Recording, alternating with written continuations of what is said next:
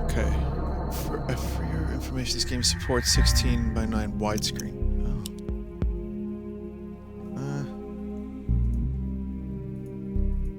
Hang on a second.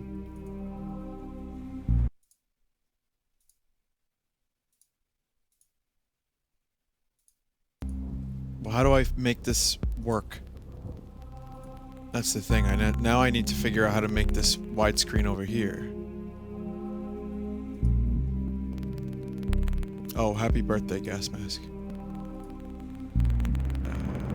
Let's see.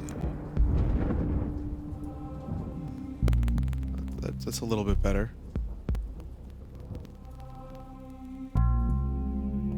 I'm rather quiet. Sure. Same volume as usual.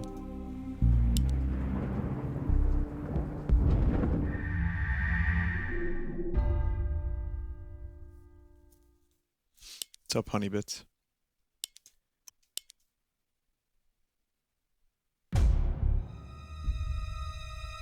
Vinny, why aren't you playing Advanced Warfare? Did that come out? I know you're being... Yeah, there's the sarcasm, but I'm just curious, is that out already? Because, I mean, I lost track.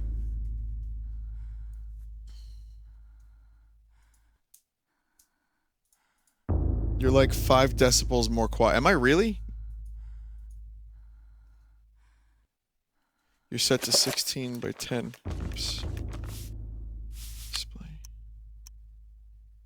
16 by 9. This is the best the game can do for some reason. Or maybe this is the best XSplit can do.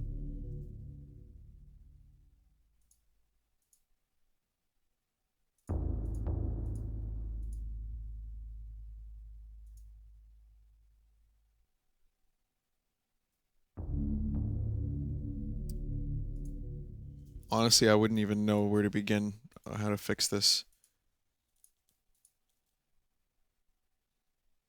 One moment.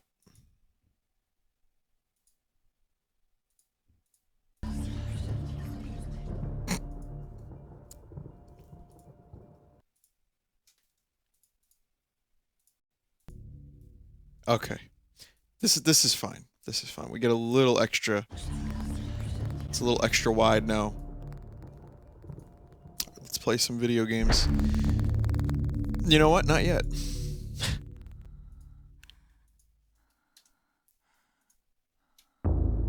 That's better.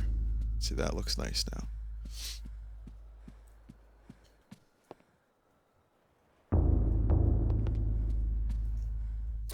So, last we did a chapter.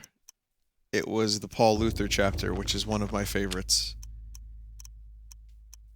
And at the moment... What is this room anyway? I don't remember where to go next, actually.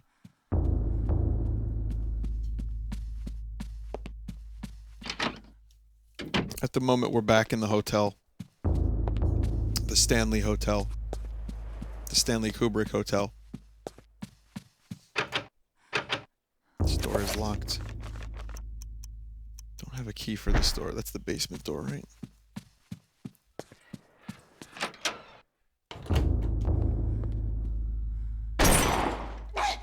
This isn't really happening. That I did not expect. I totally did not expect that one. That caught me off guard.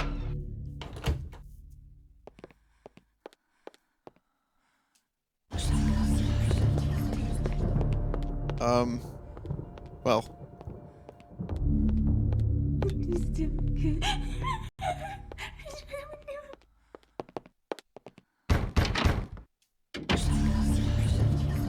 Holy shit. Was that a new sanity effect? I don't think I've ever seen that one.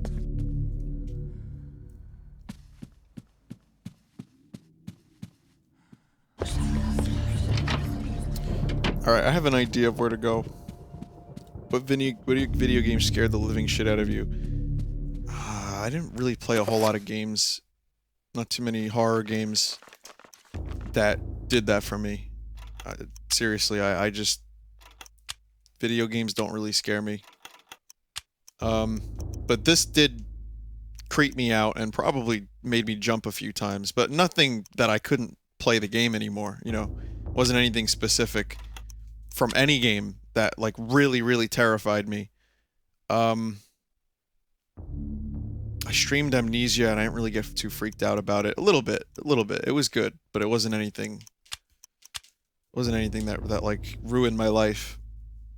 So I do like horror games, but I don't think they're the most amazing. Oh, hey, Limes.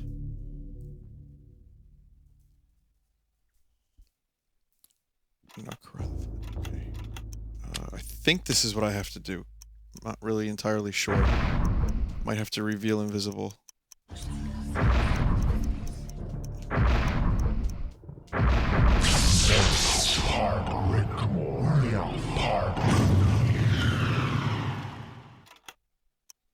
I have not played SCP, no.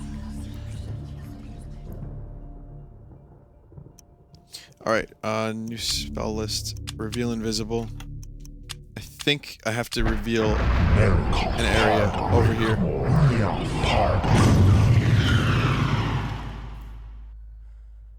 Okay, that didn't do shit. Someone said do Mantarok.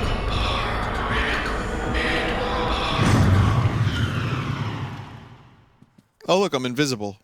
That made me invisible. I didn't know that did that. But yeah, there's this wallpaper here that's very suspicious. And I don't remember where to get the next page.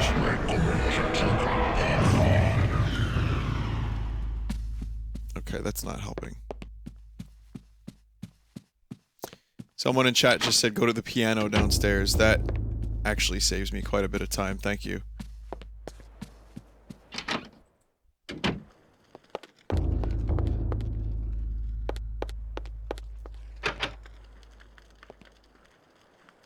Why is the door locked?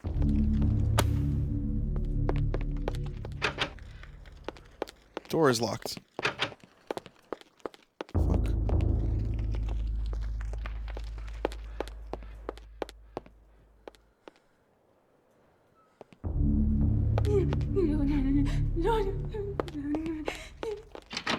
What the fuck?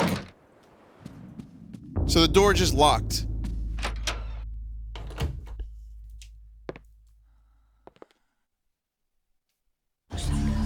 Oh, right, I remembered that in Paul Luther's story. Seeing the piano stirred up distant recollections of Paul Luther's story in Alex's mind. The echoes of those notes within the cathedral echoes also within her own consciousness. Her hands are drawn to the keys almost of their own accord. Should Alex play? Yes.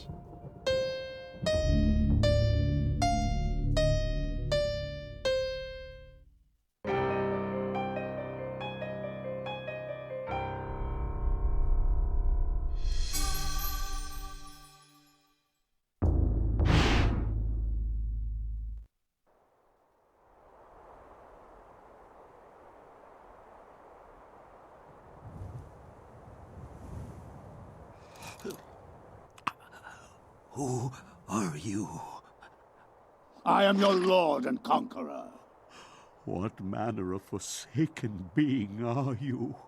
So, you can see me in my true form. You are a gifted man. Take this one and use him as the foundation for the pillar. He is special and should be given a special place among the suffering.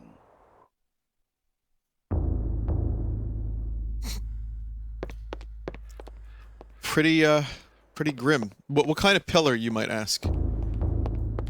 A pillar of flesh, actually. Of meat and bones and flesh. Much has been written about the exploits of conquerors. In the context of history, one man's champion is another man's nemesis, hero or murderer. Much has been written, but what has not is far more interesting.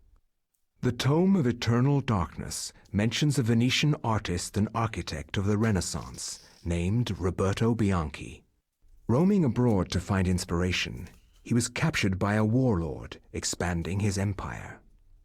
he forced Roberto to use his architectural and engineering skills to construct a monument to his greatness.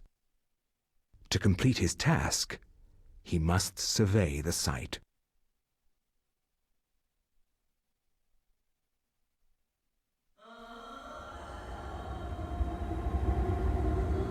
What year did that say, guys? I missed it.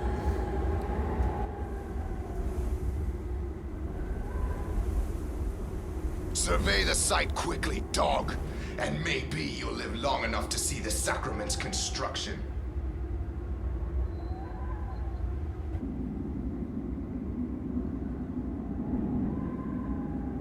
$14.60, thank you. Did you think we would trust you, Bianchi? Even though you are graced with the generosity of our liege, you are still his prisoner. As I said, finish your work quickly, and maybe we'll drag you out of this hole.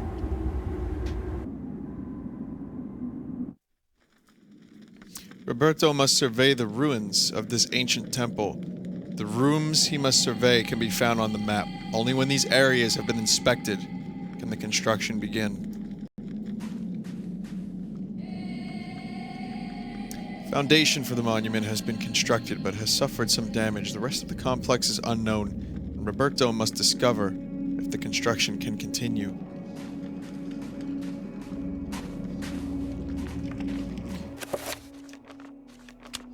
Well, they gave me a torch at least.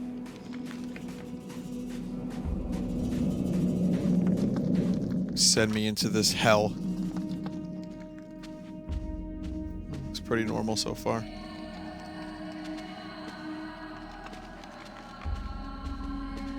Oh, there's a fella down here.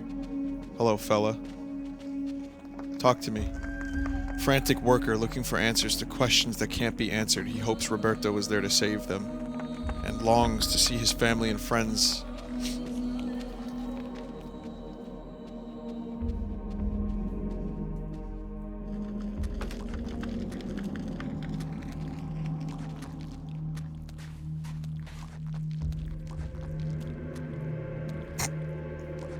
That face. It's like, are you serious? There's fucking dead things down here walking. Like, how could you send me down here knowing this was going on? One of Roberto's fellow slaves lays dead. His wounds seem to have attracted the attention of the beasts, for they have been gnawed open, spilling his innards onto the dusty floor.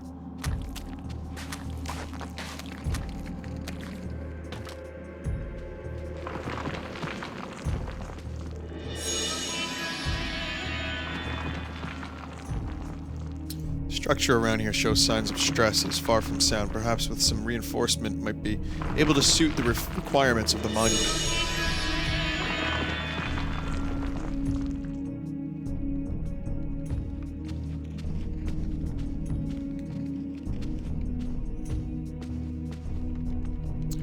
An old I don't know how to Saif lies discarded on a nearby ledge.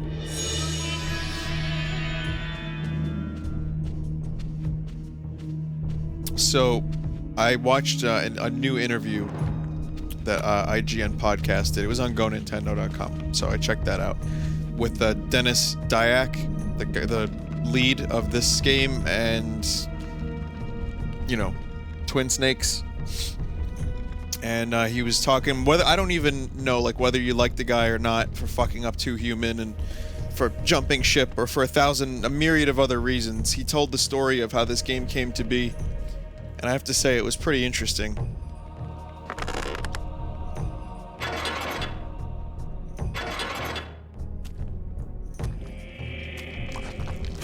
Like, Nintendo actually okayed the game based on a conversation. It was just a simple conversation. Resident Evil 2 had just come out. And Nintendo was looking for a game that mature audiences would be, you know, more interested in on the GameCube, or on the N64 actually. And the sad thing is the N64 version was coming along really nicely, and what ended it was when support for the N64 was basically dropped. And they had to basically, you know, spend many months working on the game to port it for GameCube. And as a result, a lot of things, you know, changed. Like, a lot of things got better. A lot of chapters were, you know, fixed and retooled. And then the game ran into another problem. There was some, like, Arabic imagery that had to be removed, or at least toned down, because the game almost got canceled. Why? Fucking 9/11. So 9/11 happened, and the game got basically almost put into limbo permanently. And Silicon Knights had to spend an extra 6 months, I believe, removing some of the imagery so that no one would, you know, get offended, or it, you know, sensitive time. I found that to be kind of interesting. But Dennis Dyack claimed that the game benefited from this time, and said that as a result they were able to rethink a few things and make it a better game. And the extra development time, of course, helped quite a bit. So, dust and rock falls from the roof through a fault in the stone. It is difficult for Roberto to assess how sturdy the place is, but it needs a lot of reinforcement if it is to be built upon.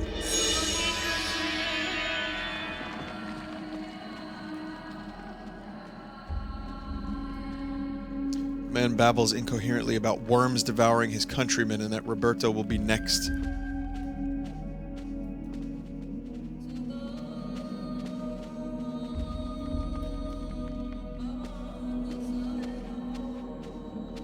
You know, then they were approached by Nintendo.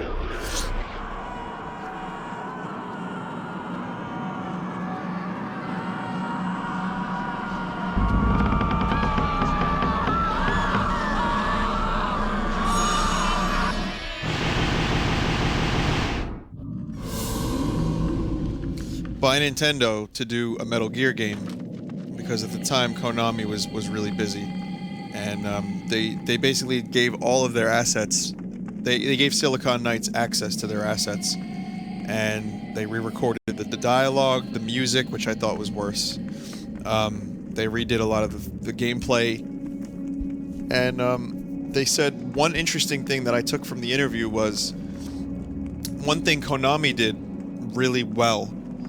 You know, the cutscenes, and they wanted to do more dynamic actions for the cutscenes, which again I think was a poor decision, because the Twin Snakes cutscenes were over the top and like kind of matrixy. It was like it dates itself pretty quickly at this moment in time. But regardless, they were looking at how Konami did certain things, and they had multiple models for the cutscenes. So whereas this game, they just made a model and then threw them into the game, Dyack claimed that Konami, for Metal Gear, would make multiple models. So like Snake would have like 4 or 5 models, because if a movement didn't look right in a cutscene, they would redo the model, you know, over and over and over again until it was right, and then animated it properly for the cutscene. So there you go. Something I think you might enjoy. Worker is surprised to see Roberto. He confesses to cowardice as he stayed behind, while others ventured further into the complex. When the screams of the others echoed from the walls, he dared not move.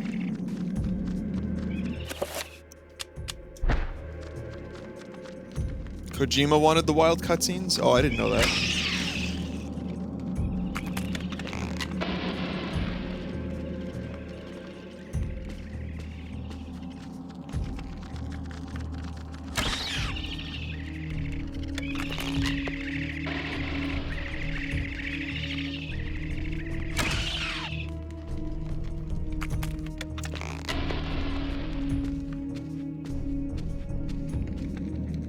How do I find all this shit out? I watched an interview. It was on the IGN podcast. I go to a website that gets me some interesting gaming information about Nintendo specifically. unabashed fanboy, you know. But it's called GoNintendo.com. Basically, they posted a link to it, and Shadow of the Eternals is not dead. You know.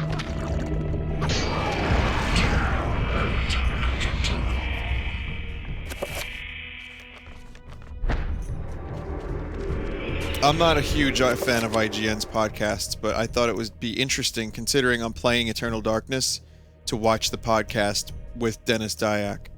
And I'll tell you, it was actually really, really interesting. I learned some things. It was nice to hear about how the game came about and how Nintendo assisted with the development process, etc., etc. Answerbach Magmore, okay. Answerbach.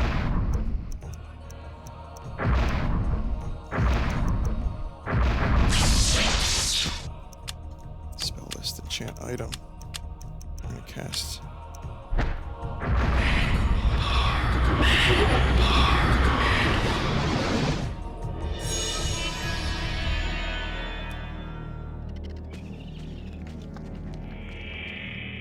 This character, Roberto, is so slow. He is dreadfully slow.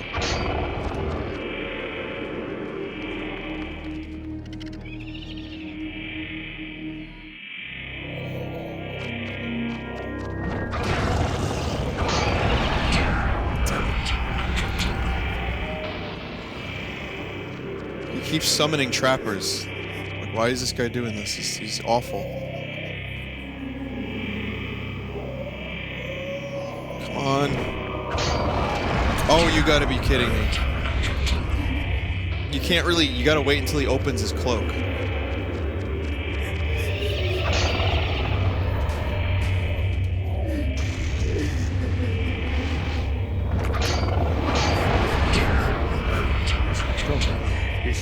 I definitely didn't miss that one.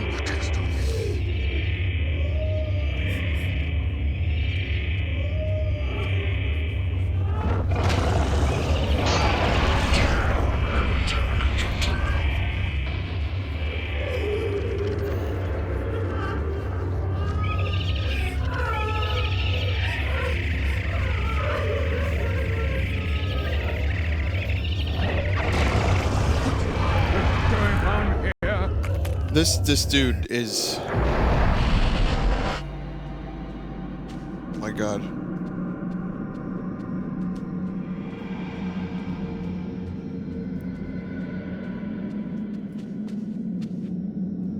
It's okay.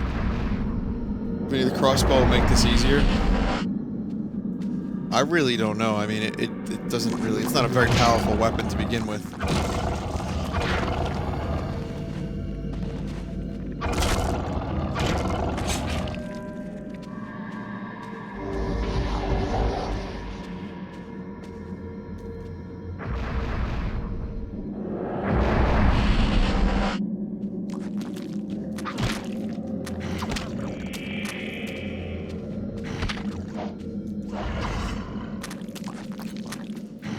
This character is not a very good fighter.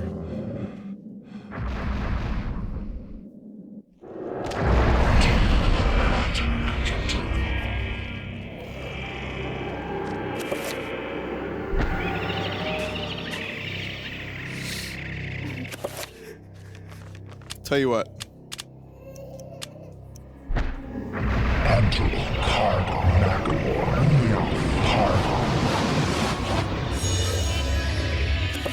Okay, now we got the crossbow. It's enchanted.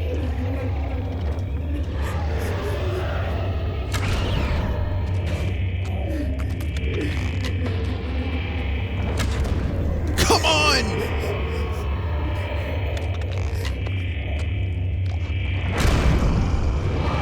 These guys are fucking annoying.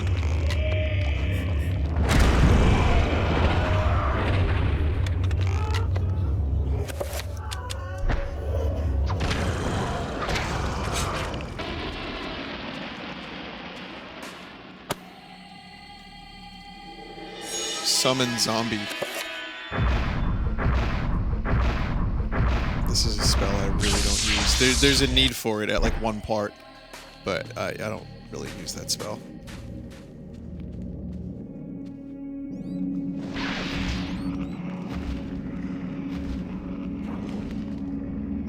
Oh, this is nice. I've stumbled into some kind of orgy. Oh, and there's invisible enemies all over the place. That's cool, too.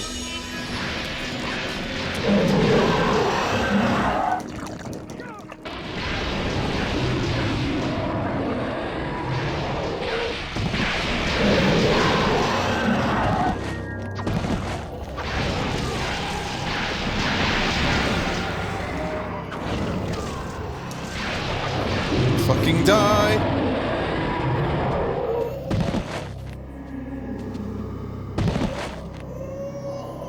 A worker's corpse lies amidst a pile of rubble. The man's body has been pulverized by being thrown against the wall with such ferocity that it has collapsed.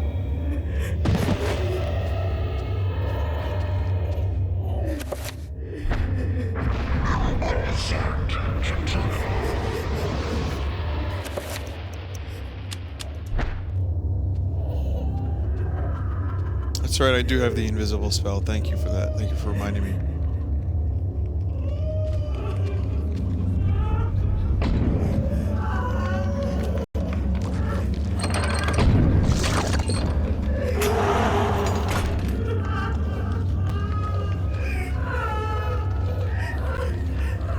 The composition has already set in.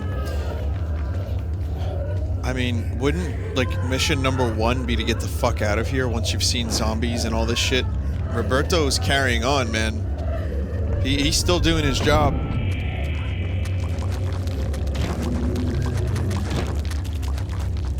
Oh my god, look at that one. That one's huge.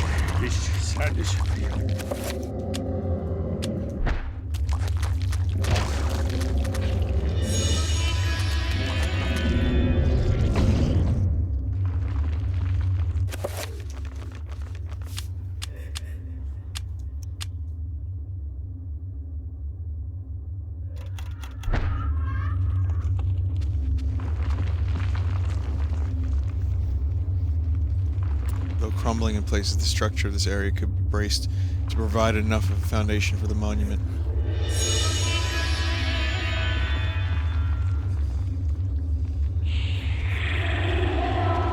Yo, no! Yo, you motherfuckers!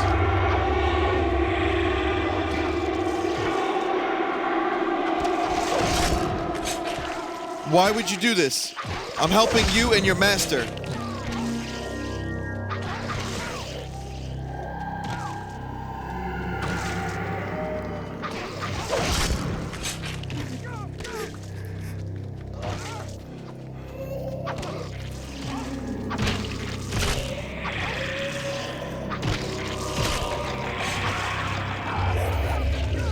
Good thing I saved, huh?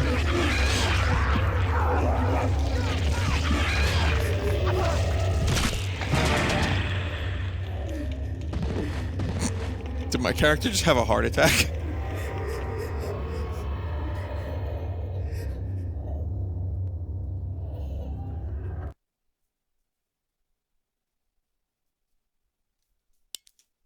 God damn it.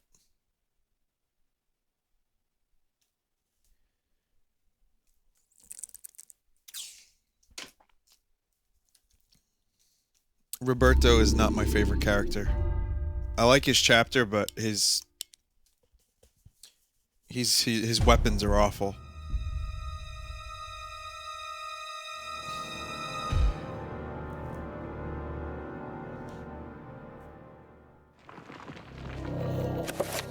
Okay, this time I will be prepared. We're gonna do a shield.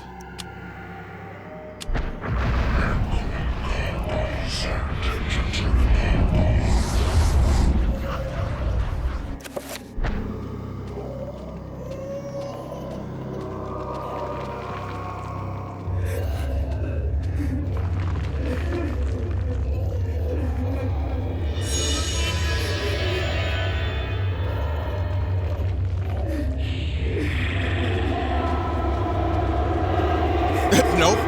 Nope.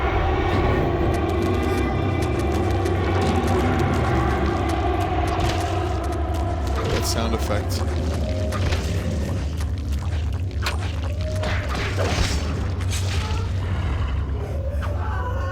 That little one is really funny.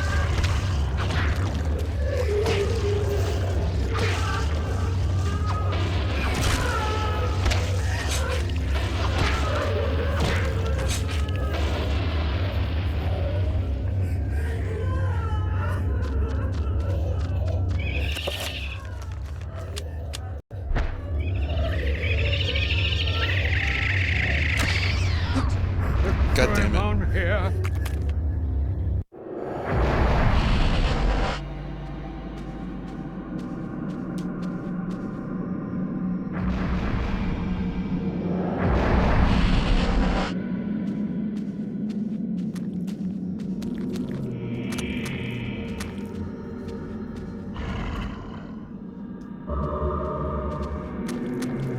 Should've got health.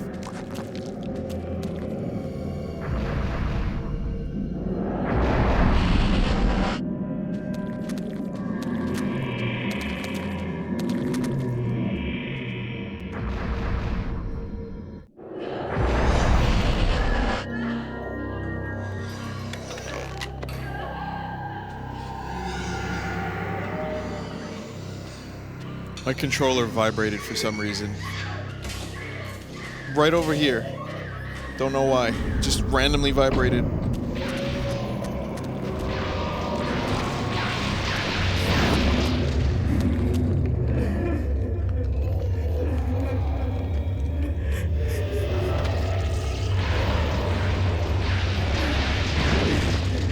Oh my god.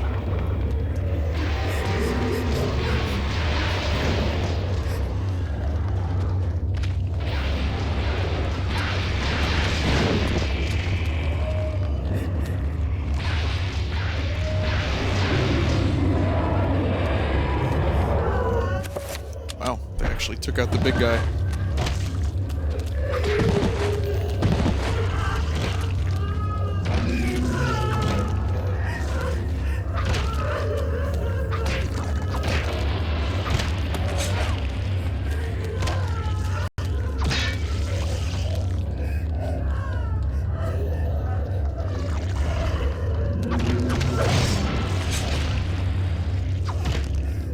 The rumble is telling you there's an invisible item there? Really?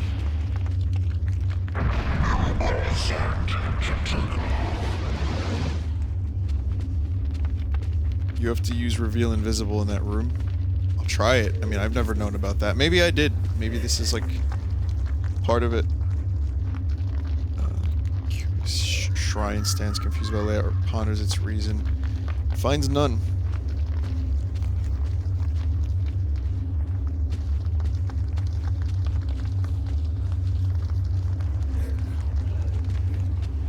Oh, this key.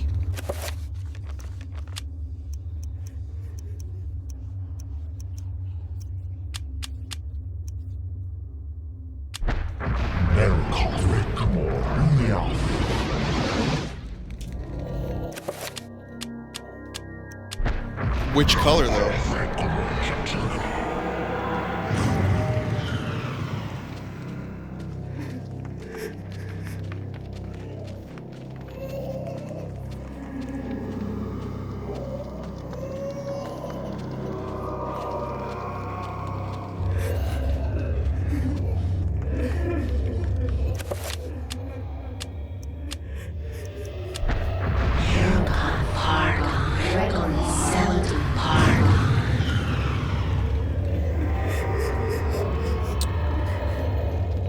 Oh.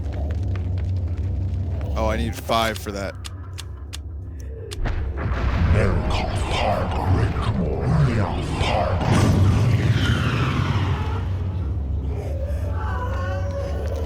Most characters probably be able to jump over that, but not Roberto.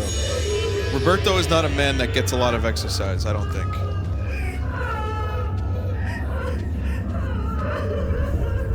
What if one of the runes was Borpo? Oh, look at that. You were right. The rumbling did mean there were hidden items on the floor. Wait a minute. This can't be real. This can't be happening. God damn it. Well, he's out of breath quickly. You know, you can run around for a second, and then it's pretty much that's it. That's all he's got. Oh, that's what the rumble was. I mean, each character has their own stamina. So, this guy, for example, you can hold the run button, he'll be done soon. But there are more athletic characters that can actually, their stamina stays up. And they run around for a longer period of time. That sanity effect really pissed me off though, guys. I have to say, that was... oh god. Oh no, fuck this.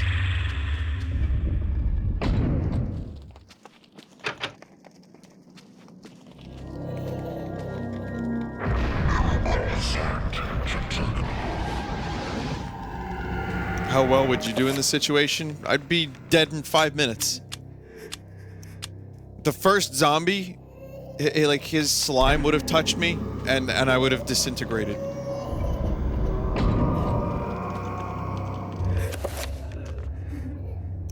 I've got a key. Got a key, but before I do that, I want to try something out.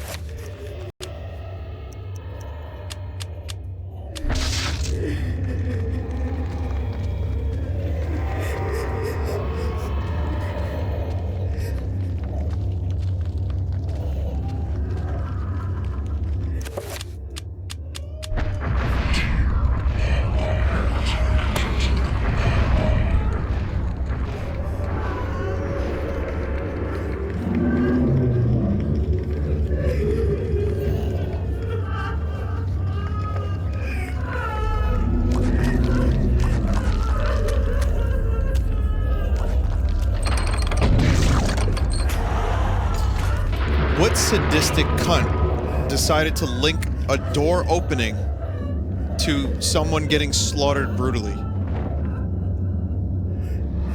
See, now I don't know. I don't want to go that way, because that way looks like it's gonna suck. So now I'm gonna go and see if there's something in the Forgotten Corridor.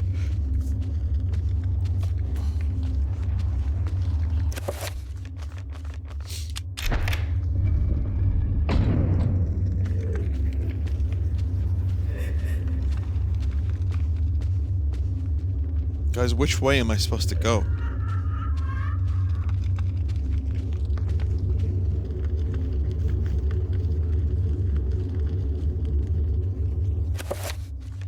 Steve. Which is the optional and which is the mandatory?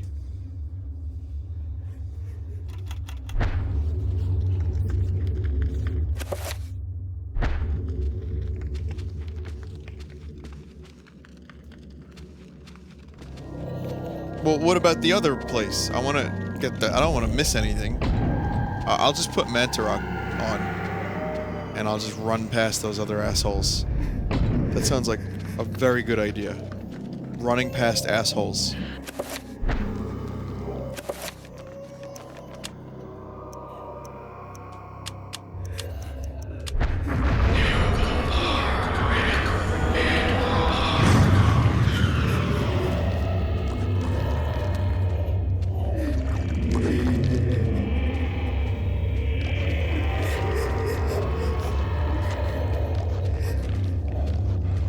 Chunky ass.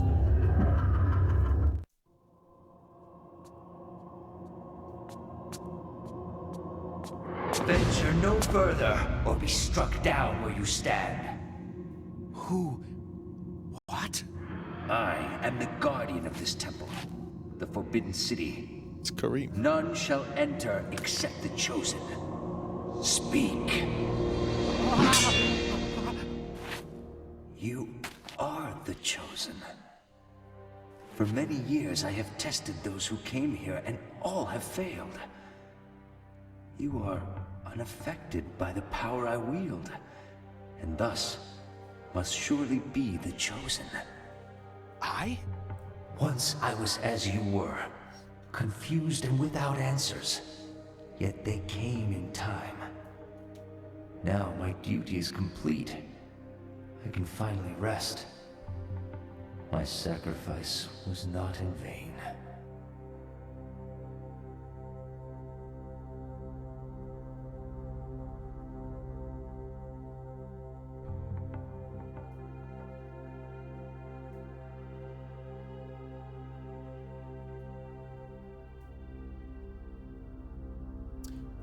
So Kareem's lady friend ended up actually being an okay person after she died.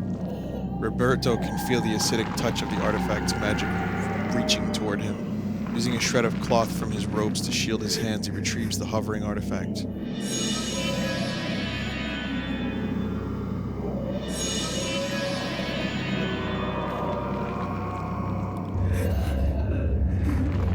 The room appears to be an incredibly ancient shrine to the ancients, as noted in the Tome of Eternal Darkness. Could this be what Roberto's captor seeks to preserve with his monument?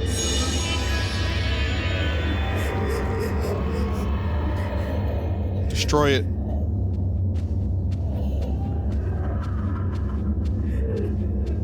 Come on, Roberto, you know what you gotta do.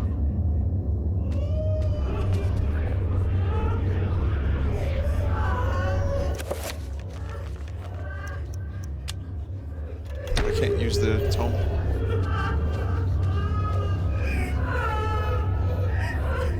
Construct of human bone.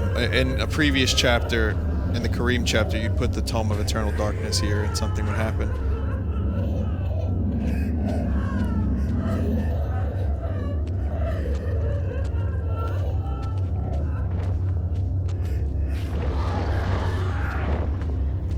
Roberto's trying his very, very, very best right now.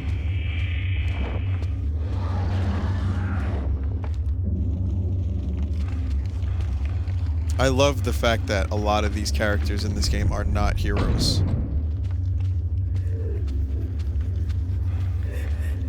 Some of them are, yes.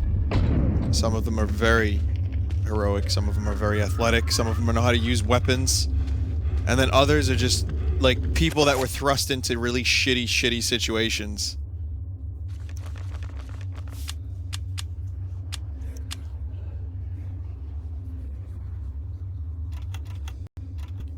And had to make the best of it.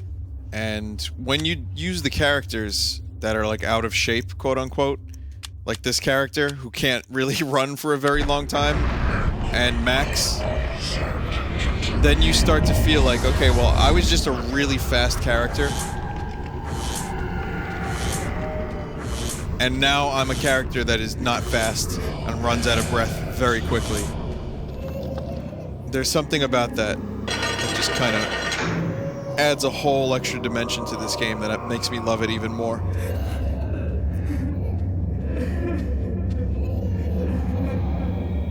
That camera angle. Look at the pan that this camera did. Look how dramatic that is. Like, I actually almost got a little dizzy from that camera angle.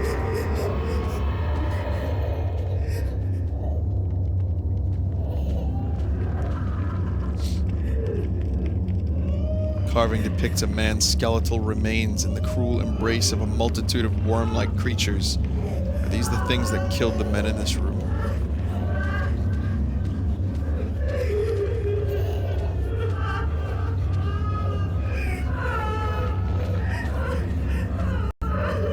Man babbles incoherently and says that Roberto will be next. Hideous bas-relief adorn the monolith.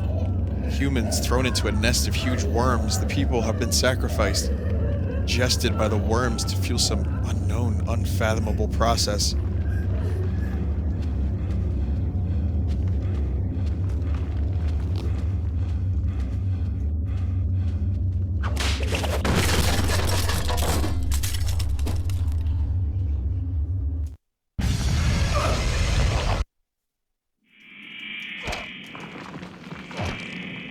What are these worms? Did they have a color? Dilapidated roof appears to be collapsing. Reinforce them.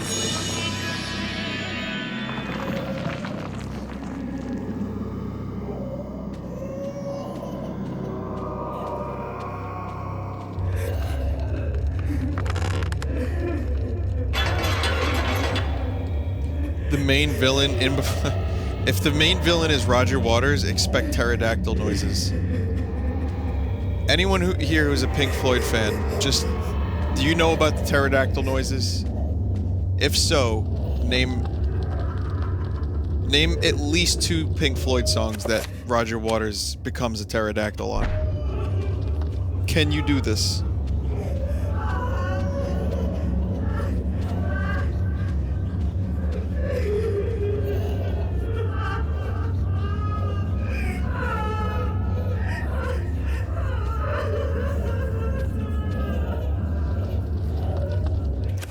There's enough people here. Someone will know.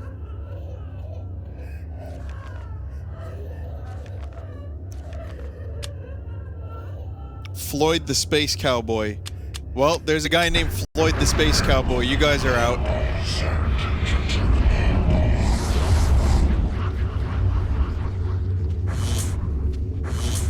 Waiting for the worms and careful with that axe, Eugene. I would accept careful with that axe, Eugene, but I don't think waiting for the worms has a pterodactyl noise.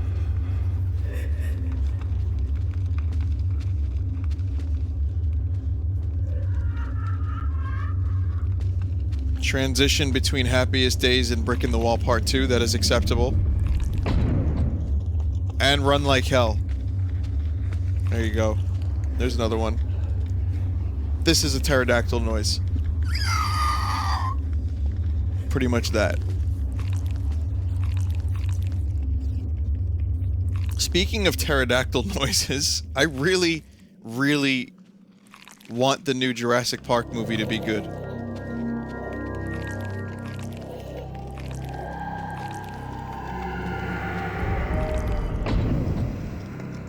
Wait, where the fuck am I going again? I lost my way.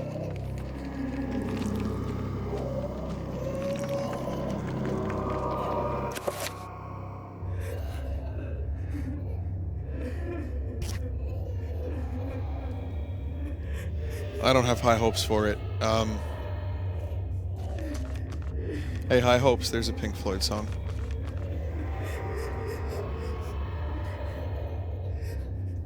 Well, I surveyed all but one area, I think. Or does that mean I'm in that area? Go back to the beginning of the level. So I did my job then.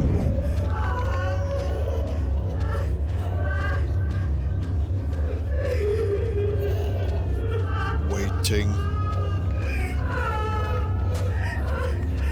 Vinny, why are you so forgetful? I'm dying, Squirtle.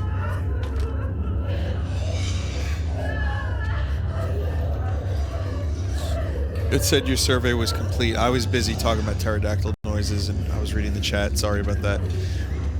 One day I'll learn to multitask and I'll be able to talk about pterodactyl noises and play my video game at the same time. It'll be a very good day for all of us. I promise.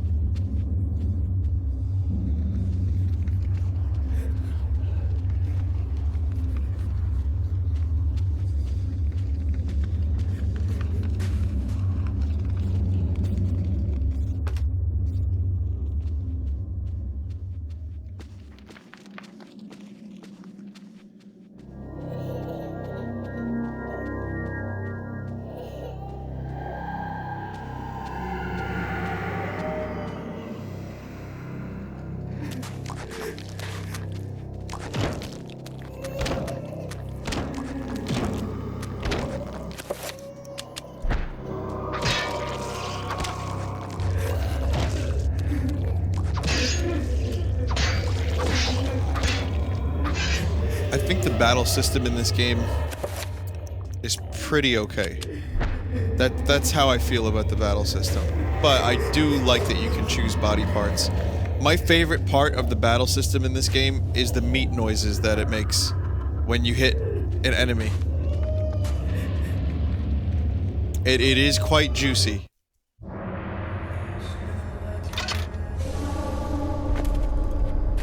And what news do you bring me, Architect?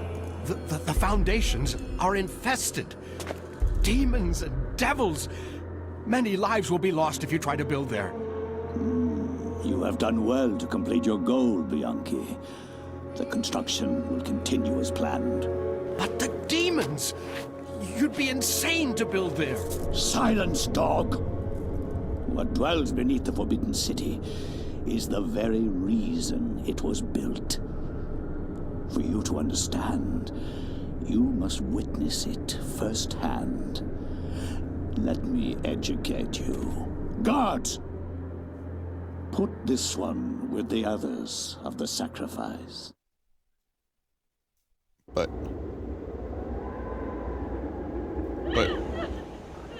I just did everything you wanted. I am the Scourge of God, appointed to chastise you, since no one knows the remedy for your iniquity except me. You are wicked, but I am more wicked than you. So be silent. Now you, Architect, you are about to make your largest contribution to this project.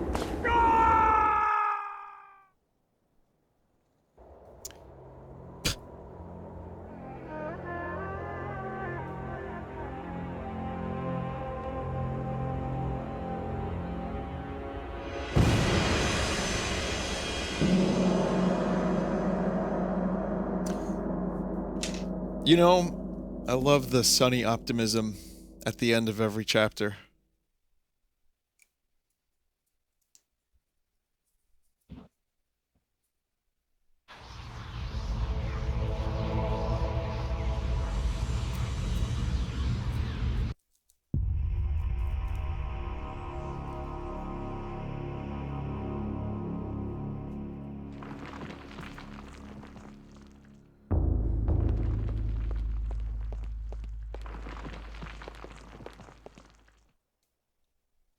An unseen force guides Alex's hand toward the painting, compelling her to look behind it.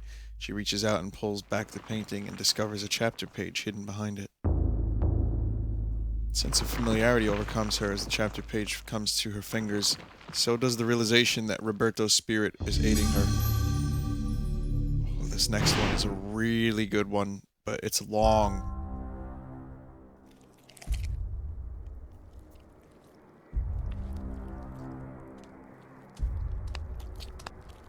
The Black Guardian grows restless, my liege. Its hunger increases, and the binding continues to weaken. We feed it flesh, but I fear it will not guard the relic too much longer. There is no choice in the matter. It must remain and guard the artifact until the time of planetary alignment. After that, the Guardian may return to its lair. Our master does not like failure. It is imperative to keep the binding intact. Then we have to find more flesh and bone.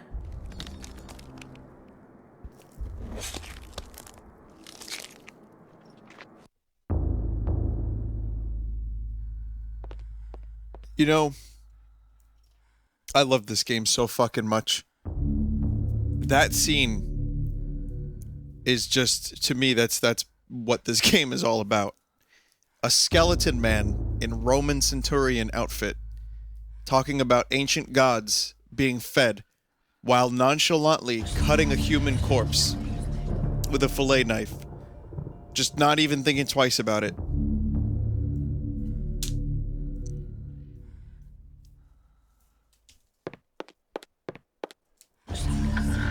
It's just... So, Anon 4311 pretty much hit the nail on the head. I'm gonna spoil something. And when I say spoil, I'm not spoiling shit. I'm gonna tell you guys... Whoa. Whoa. Slow down there, Chief.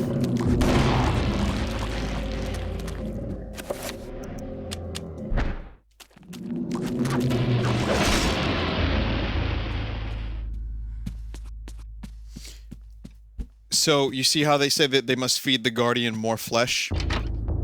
What's the name of the chapter page that I just got? A War to End All Wars. So, you know, what war is that, guys? they're implying that because the Guardian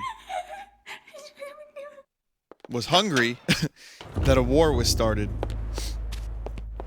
A great war, one would say. No, not a fan theory. Yeah. Let's start a world war. World War I. The French Revolution.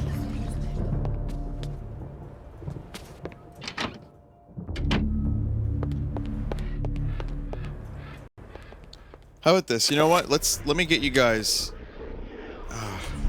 I'm gonna save it here, but I wanna just get you guys. I wanna pique your interest, so that next time you come back, you'll be ready to go. But I really do want to just show you the intro cutscene for the next chapter. The war to end all wars redefined how mankind looked at war and the value of human life. Over 19,000 men lost their lives every day in the trenches of the Somme. Some say uselessly, some invoke a higher cause. I read accounts of the slaughter from many journalists who spent time in the trenches, but I found the account of a certain Peter Jacob to be the most horrible of all. His implication about the ancients' involvement with the war was hideous and so obvious. With the horror of the Battle of the Somme scant miles away and the distant echoes of pounding artillery, a young journalist named Peter Jacob researched his latest story from the front lines. His grim task brought him to Oubliette Cathedral, now transformed into a field hospital.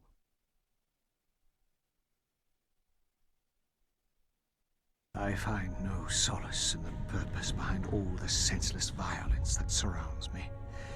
Young men die at a rate unheard of in centuries of warfare. Shelling, machine guns, and mustard gas rip, pierce, and burn their flesh. Men soak gauze in their own urine to stop the insidious gas. The hospitals here cannot cope with the torrent of wounded.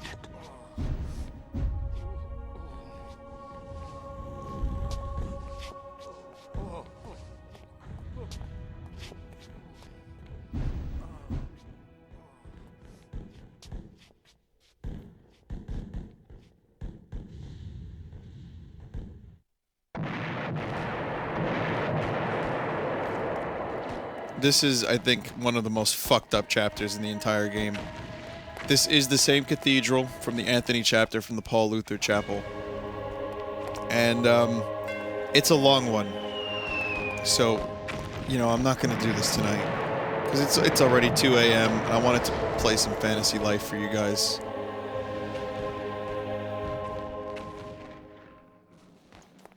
But I'm really into this right now, so fuck it, let's play it. Sod Fantasy Life tonight. You guys are here now, right? You guys gonna stick with me?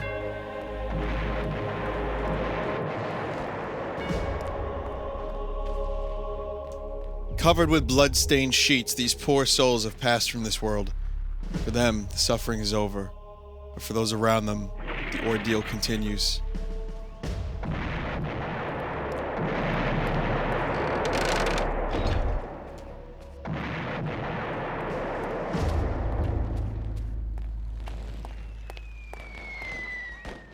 Guard shifts about, obviously bored with his duty and awaiting a replacement, or perhaps a call to arms.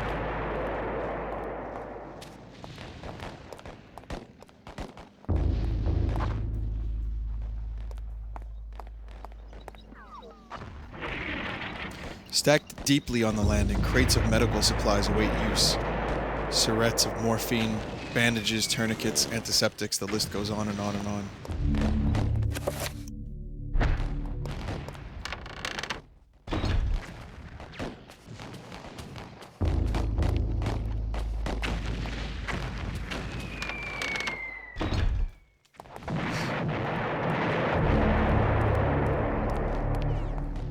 You know, there are, I've said this a few times on the stream, there are conspiracy theorists that would claim that this game does actually hold some element of truth.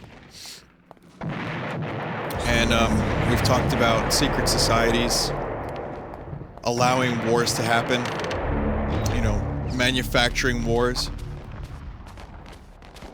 cults, that reach very far. You know, the international bankers, the whole thing. There's all these conspiracy theories, and then there are people that take them even further and say that it's reptilians. That's the fun shit. That's the shit that puts a smile on your face when you're reading it. That there are reptilian creatures that were dumped into our universe. No one knows why or where they came from, but they're here, and they've been fucking with our evolution since they got here. Isn't that a good one? Shapeshifters, my friends. They're the elder gods.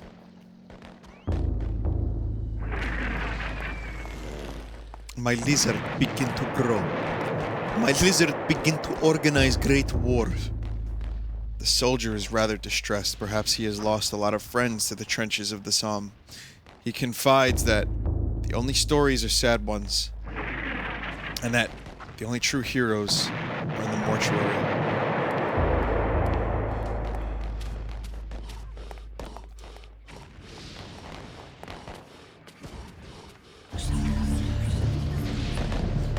The guard frowns and ushers Peter away from the organ. He explains it's one of the few antiques in the region that has so far survived the war, and that while he's alive it will remain intact.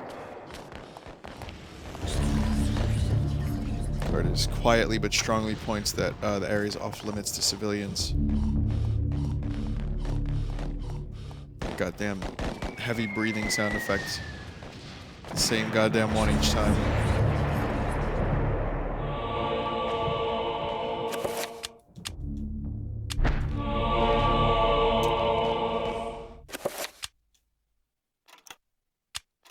Well, let's check out the soldier's letter.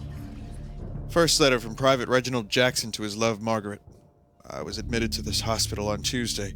The damage caused to my legs was slight, but there's no way I could ever walk normally again. I hate this place.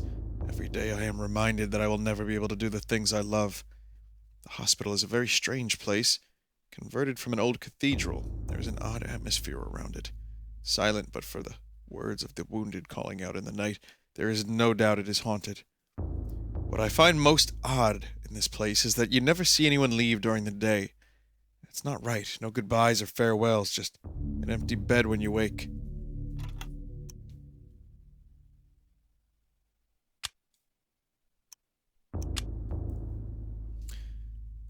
An official note on Army Regulation Stationery. The note reads, Private Thompson. By order of Lieutenant Hargraves on behalf of HRH George V, you are to leave your post of duty and rally in the streets outside of Oubliette Cathedral.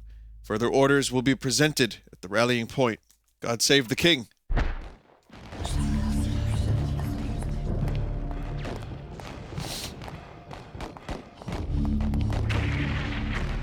Abruptly, the guard asks if Peter has clearance for the old tower as it is a restricted area.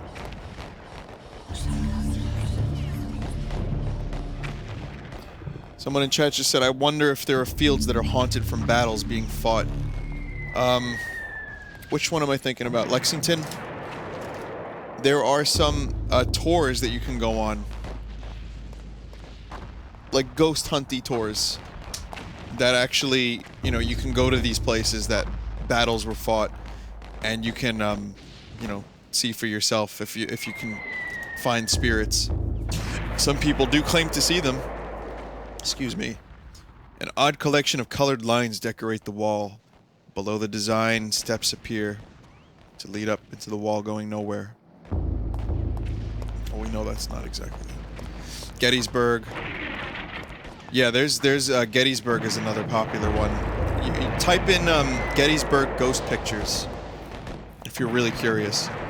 Whether or not you believe in spirits is irrelevant, and whether or not all of the pictures are fakes, you know, that's not for me to determine. It's for you to decide. But, you know, I've actually known people that have gone to Gettysburg and some of these places specifically to hunt ghosts.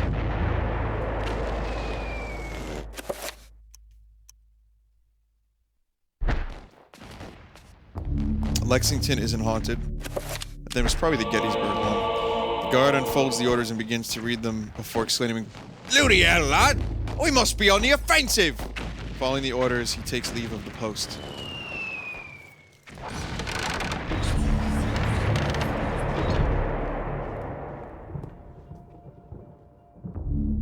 Designed to muster patriotic feelings, these posters declare that the Allies are fighting the good fight. It's small comfort for the occupants of the room. Spent corpses line the cathedral floor.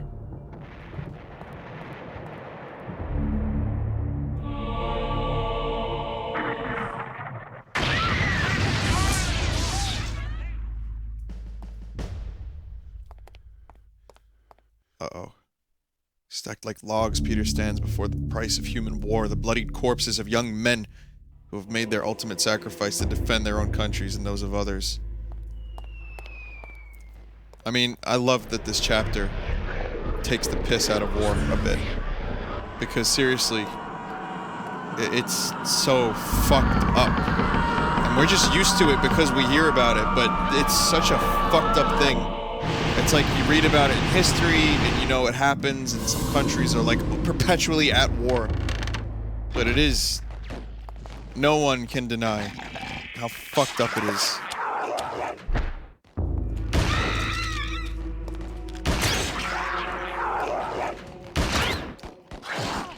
You're gonna stop missing, Peter? Good. Good weapon. Great. Glad we established that. No, war still happens. Yeah, it's not like it's over. But bloody hell.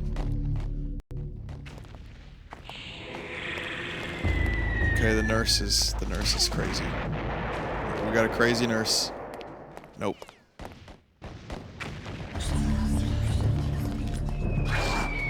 Nope.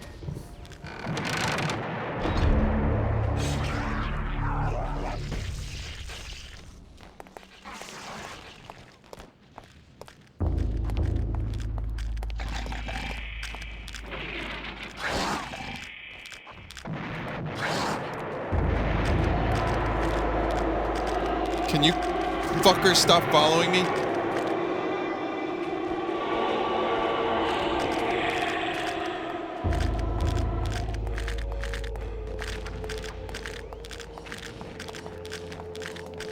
Great, now I'm out of stamina.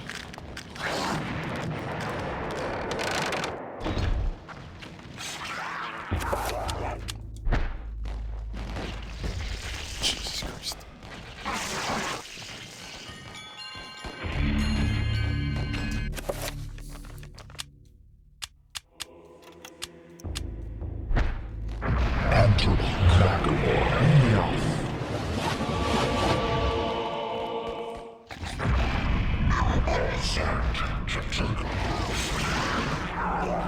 No. That almost was really bad. That almost was really bad. This is the church. This is the old church from the Anthony chapter.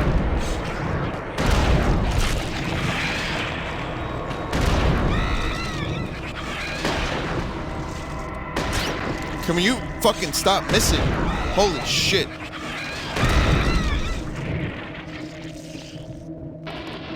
Almost out of ammo already. Altar stands wreathed in cold mist as Peter nears the stone. A sense of deep woe gnaws at his heart. The cathedral is undoubtedly evil and not the holy place he had thought it to be. I swear I did not aim and shoot that rat. I had no interest in shooting that rat.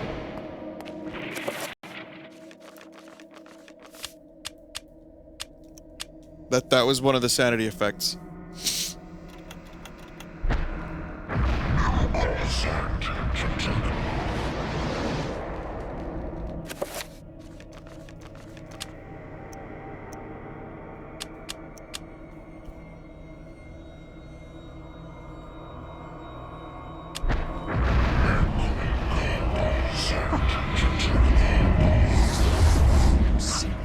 Vinny should have pre-ordered to get free unlimited ammo. Holy fucking shit, Blade. That comment just made my day.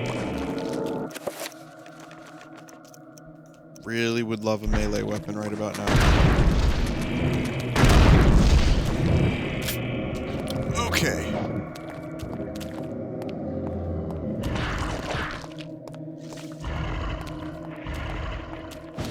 Okay. All right. Let's. You want to play it hard? We'll play it hard. Come on.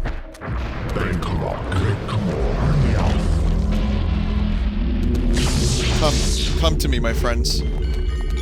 Yes, step into the damage field. Step into the goddamn damage field, you assholes.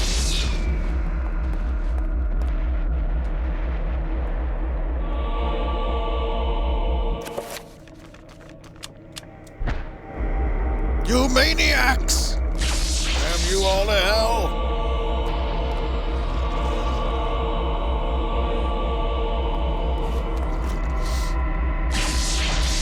This room has been converted into a rudimentary morgue.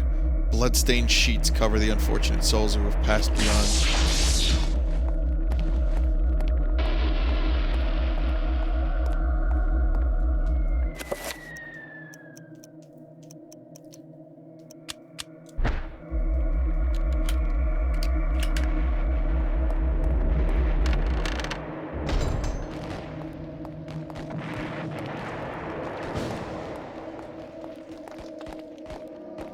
It's so fucked up to think that this entire war was started just so that the ancients could feed their little pet. And that all these bodies go missing at night, and in the morning people wake up and it's just gone. Bodies are gone. Also, I love how this game ages the cathedral appropriately each time you're here. Like, there's nothing even in this old room anymore, in this old tower. It's just, there's just a sword on the wall, pretty much. That's it. Everything else, pretty much gone. Old, dilapidated, there's a hole in the wall. Down here, it's just musty. You can almost smell it. Seriously, if you watch Shadow of the Eternals, I want you guys to see something for a moment. Just for a second.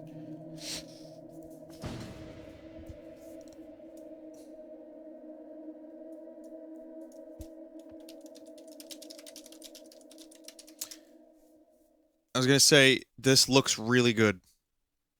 Despite being on, I don't know, what, 15-year-old hardware? Almost 15? 13-year-old hardware? And you really do get a good atmospheric vibe. That being said, Shadow of the Eternals is being developed by some of the same team, and it's not canceled. The Kickstarter's failed, fine, but it's still being developed. And this is a spiritual sequel, in a way, to Eternal Darkness. Now, I want to show you. Ignore the watermark. It's just the first video I could find. The spiritual successor to... God damn it. A book? Actually, here in this time period. Really excited about. It's fantastic. And anyway, this is something you might see that looks a little bit familiar. So as we leave the scene there with Elizabeth Bathory, who's one of the very famous female serial killer, for those interested, we're jumping into another part as Clara reads the book, and just want to be very clear. This is a work in progress, so you're going to see some things that are not final. We are using the Crytek engine, which we're really excited about. It's a fantastic engine, and you'll see here that this is very much a historical piece, and with a lot of this game, we're going to try to do a lot of historical research and really bring people into the environment to make them feel like they're actually here in this time period. And this is Theodoric. It's under the time of Charlemagne, and he's here visiting this temple or this church. So I'm already getting a very, very strong Eternal Darkness vibe from this, Dennis, which is great. So the first natural question is this one of our main player characters here? No, this is a dream within a dream. So this is just a glimpse of one of our characters. In this first level, you play Clara, who actually is... okay, I'll just skip a little bit. Really a balance of both in the game, and we've got a lot Once things But kick seriously up, I mean, though, you go is up the this, stairs. a hack and slash. You know, it's the same exact fucking cathedral. I don't know why they're not acknowledging that it's not the same cathedral, but it very, very clearly is. So technology of the weapons, we'll try to keep them as historically accurate as possible. But at the end of the day, there's a lot of games that are shooting games. There's a ton of them. They're really good. Where we really want to explore is sort of from scratch. So that we have with the gamers. Okay, and then, you know, the stuff happens. You can watch the rest of the gameplay yourself if you want to. It's called Shadow of the Eternals. I won't go into it. But it is the same exact cathedral. It really is. I know Nintendo owns the Eternal Darkness IP at this point in time, I believe. So I don't think they're allowed to legally say it's the same exact thing. But yeah, it's the same thing. But I mean, the lighting, the atmosphere is so good for 13-year-old hardware. For a game that started out on the N64, it really does blow my mind a little bit. It still holds up very well, I feel.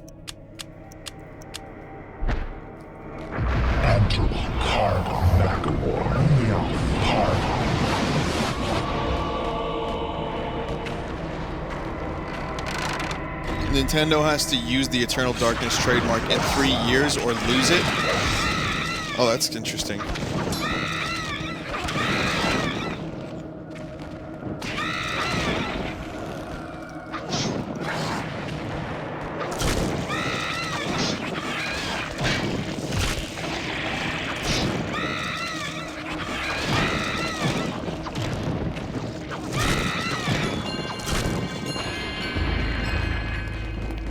What if, like, a Super Mario game turned out to just be an insanity effect?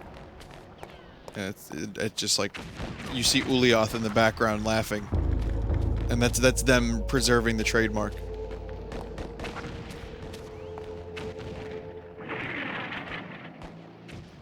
I can't use the Elder Gods as a character. It looks like they won't. It looks like they won't. But Nintendo really should attempt to do something. They really should.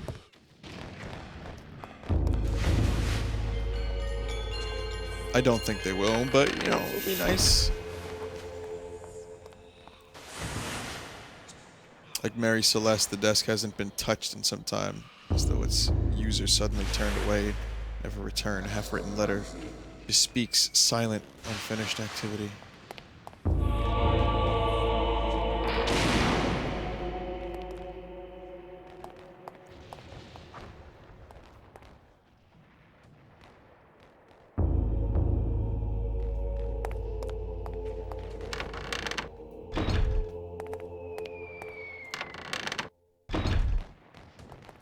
I think an Eternal Darkness sequel on the Wii U would be amazing. The things that you could do with it, the gamepad, the speaker on the gamepad, the fucking, you know, microphone on the gamepad. What if you say something? Okay, I'll give you an insanity effect. Check this out. You're playing Eternal Darkness 2 on the Wii U, right? And you say something to your friend, you get a phone call, or you just gasp out loud, or you talk to yourself. The Wii U gamepad records that and then plays it back to you a half hour later. Like, garbled a little bit. But you're like, wait a minute, is that me? And then it just gets clearer and clearer. You hear it like 3 or 4 more times, and then you find out it's you. Perfect. A desk kept meticulously clean. Peter is surprised that it is not more chaotic for a frontline hospital. After all, isn't this where the death certificates are written?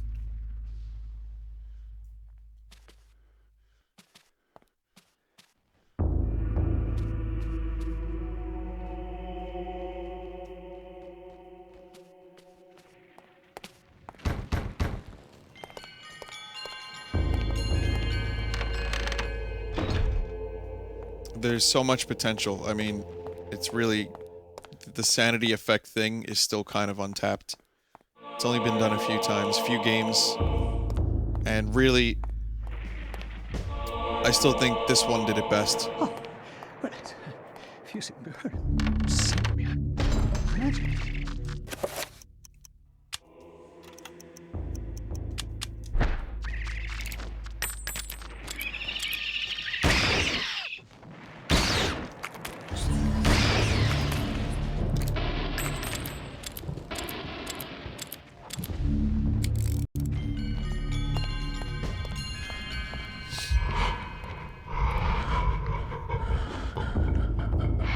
Soldier's body lies on the floor. Far from the front line, this poor man met his end. His fate is far removed from his brothers in arms, a victim of the Cathedral rather than any bullet or bayonet. Casks full of maturing wine line the cellar. Amidst the wraiths of the cold air, when the war is over, if it ever is, the wine will be of a good vintage.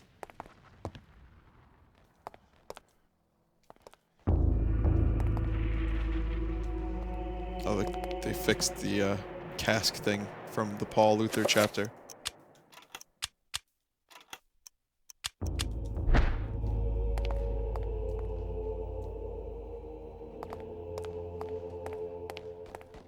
Well, I said I wasn't going to do the chapter, and then I was like, you know what? I want to do the chapter. As soon as I started the chapter, it was done. I was sold. Old rusty but faithful for many years, a coal-burning boiler provides heat and steam to the cathedral complex. There's currently no pressure being diverted to the generator. Should Peter turn the wheel?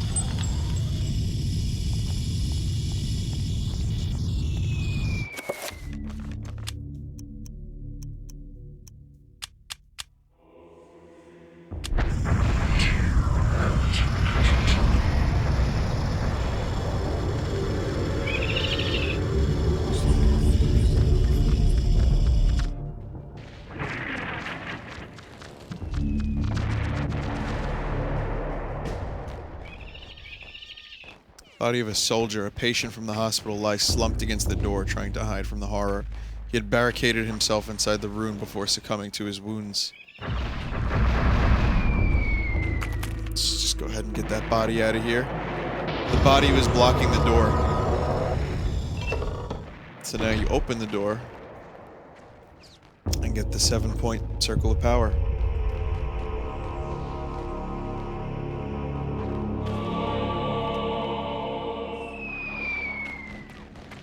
You're getting ads for Do and Doritos Call of Duty Advanced Warfare.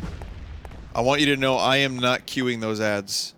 I do have the ability to manually queue them. I never queue them during a gameplay.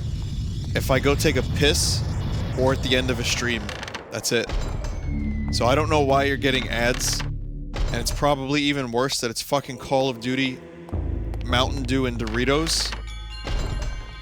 Call of Dorito Dewies. Duties. I thought that combination of things was a joke at first. I didn't realize that they were actually pushing these products together. I thought it was like so fucking extreme that it couldn't be real. It was real. Perched on the wall beside a generator is an open-faced fuse box. A fuse appears to be missing and there's no sign of where it could be. This I was stuck with for quite a while.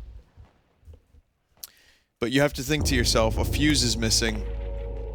What are the materials in a fuse? Blah, blah, blah. Check your inventory. What do I have here? A lucky penny. Let's check it. Whoops. I have this lucky penny here. An old coin. Blah, blah, blah. Nicely modeled.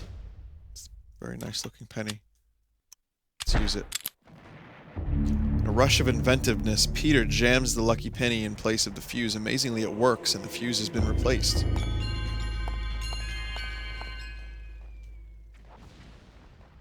Generator has a steady supply of steam, and all the circuits appear to be intact. There is a lever to generator on and off.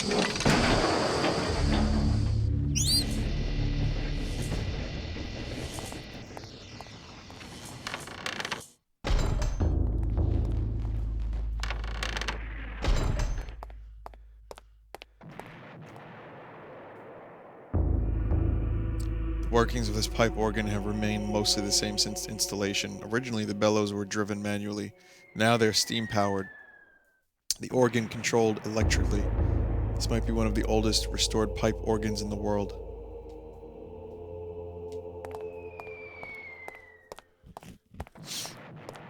It's 100 years ago this area takes place.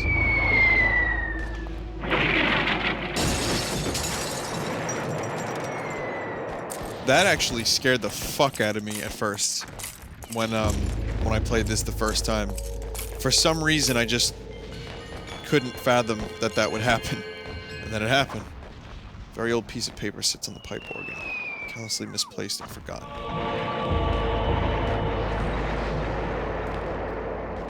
Incredibly old but well-preserved pipe organ. The workmanship is quite exquisite, but borders on the grotesque. Tiny demonic figures hide within the swirling facade designs, almost invisible to the eye. Should Peter play the organ?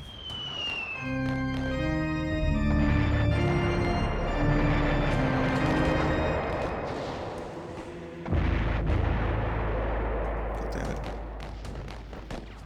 Da-da-da, da-da-da, da-da-da-da-da.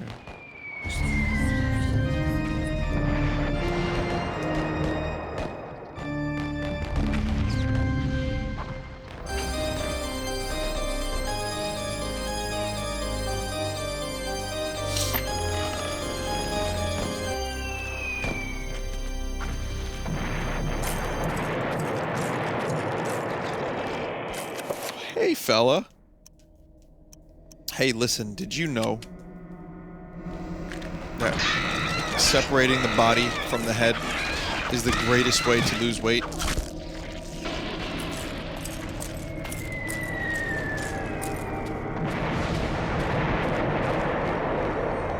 Tabernacle is almost empty of all the things that should be in there, such as holy water or other ritualistic items. There's only a door handle lying on the lower shelf. Should Peter pick up the door handle?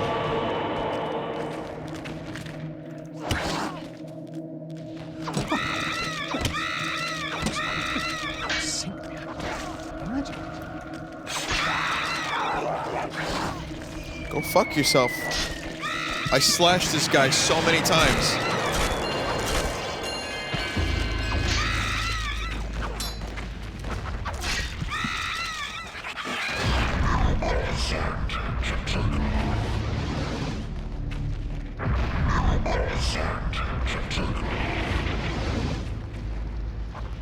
If Vinesauce partnered with a drink, what would it be?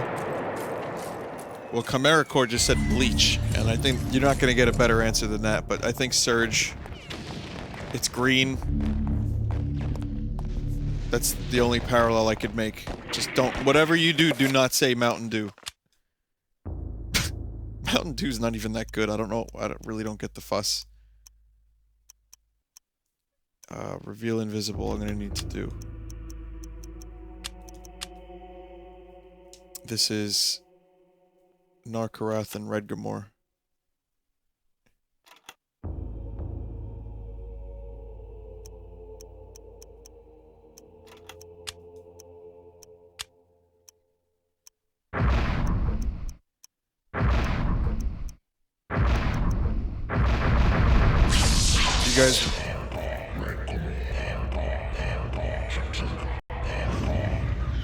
You guys ready for a fuckload of Pargons?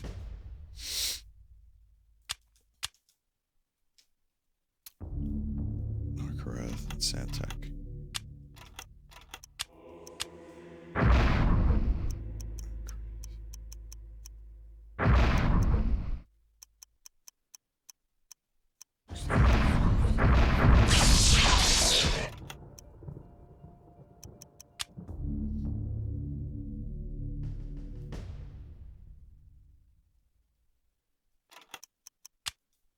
I want to put the recovery spell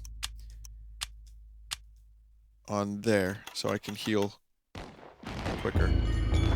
Okay, now we have to just dispel this. We have to reveal the invisible.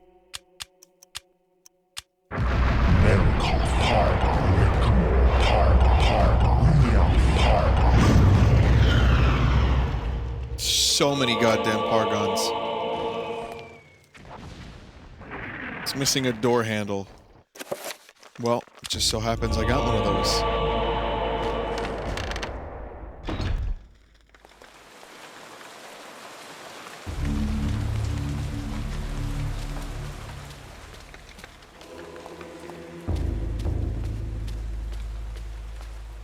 This is what it used to look like. For the Paul Luther chapter, at least.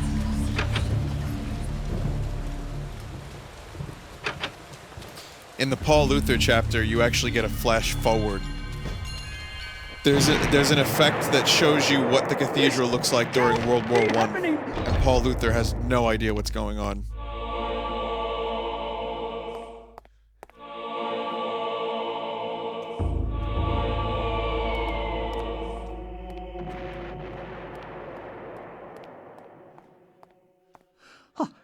Well, if you sink me, I can't imagine what he's...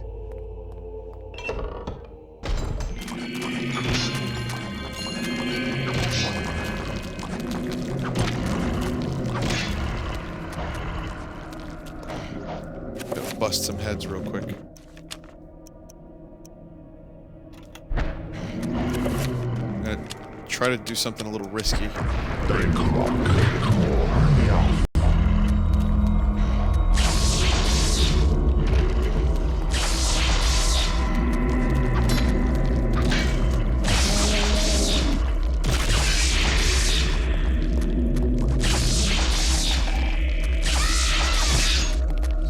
God damn it.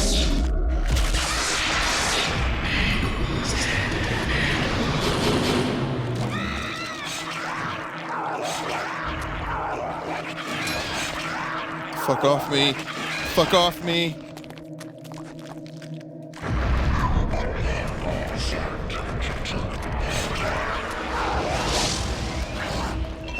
That's why it's a good idea to have an option of what spells you use. Just screams. You don't always want to use 5, because you might be like, an enemy might be on your butt, and you might want to, you know, wait and not die. You definitely want to have a choice of healing spells, because 5 takes longer, 7 takes longest, 3 takes almost no time at all, so you got to be careful about what you do. But I'm gonna enchant my rifle and shoot some things in the face.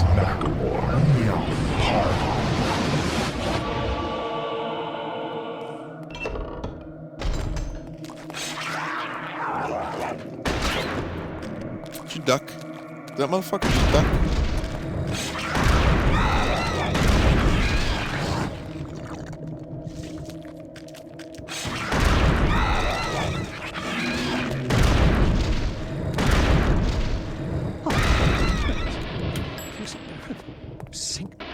Fuck you guys.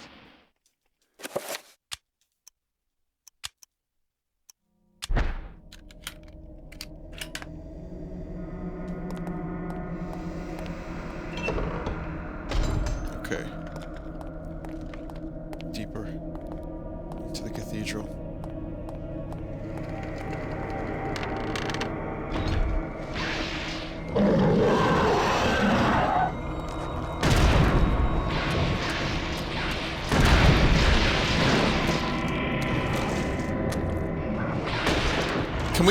Come, you aim onto him, son. Wrong thing to aim onto.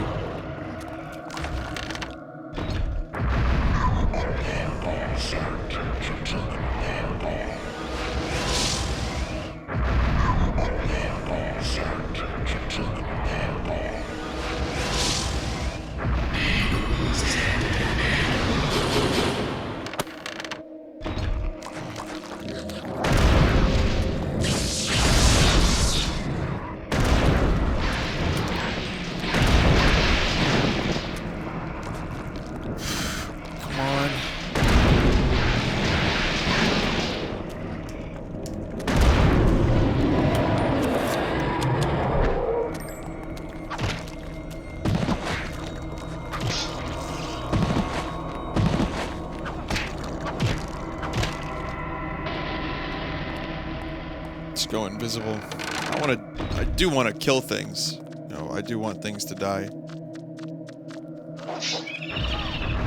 Shit.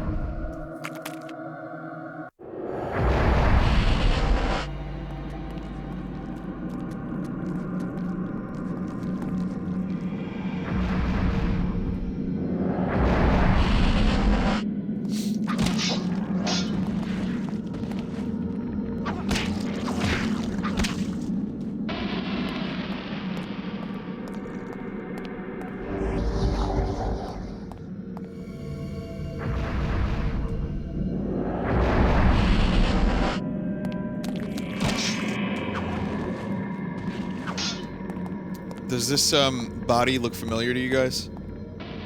It's the fucking World War I soldier that we transported earlier. He's there for the rest of the game now.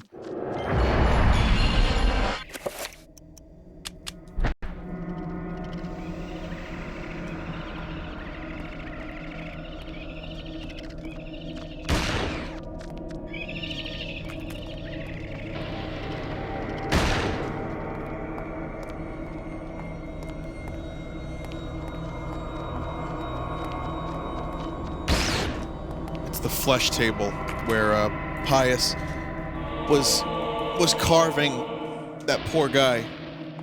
This is where World War I was decided.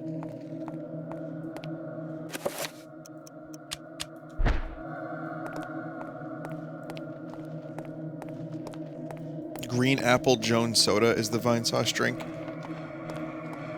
Are you having a go? You know I'm allergic to apples. Well, maybe you didn't, but now you do. The fuck, do you want me to die? I wouldn't die if I drank apple soda. Whoa. Alright, see ya. This isn't really happening. Just fell through the floor. Oh, god damn it, I didn't expect another trapper. No, I am allergic to apples. Only raw apples, though, really.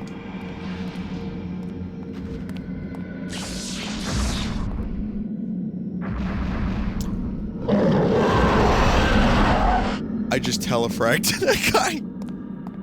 Yes.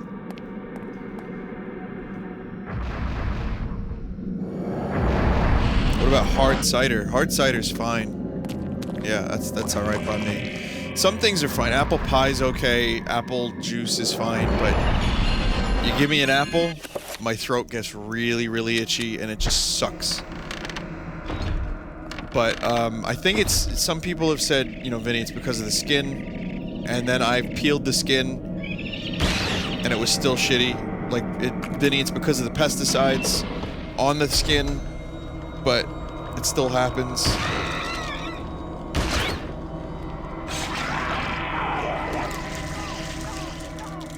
No. You can't get inside my skull.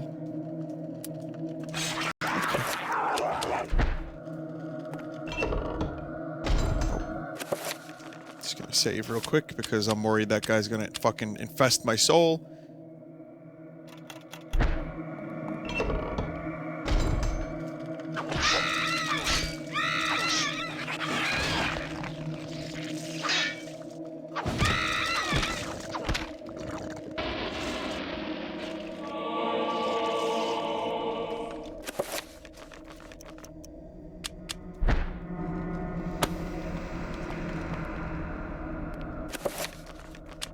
We missed Soldier's letter number 2. I don't know where that is.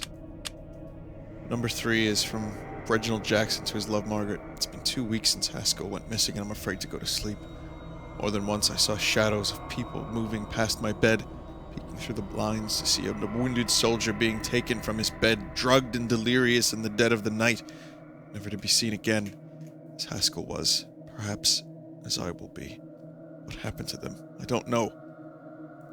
I'm afraid to ask what happened, for I know that I would surely be the next one to be taken into the darkness.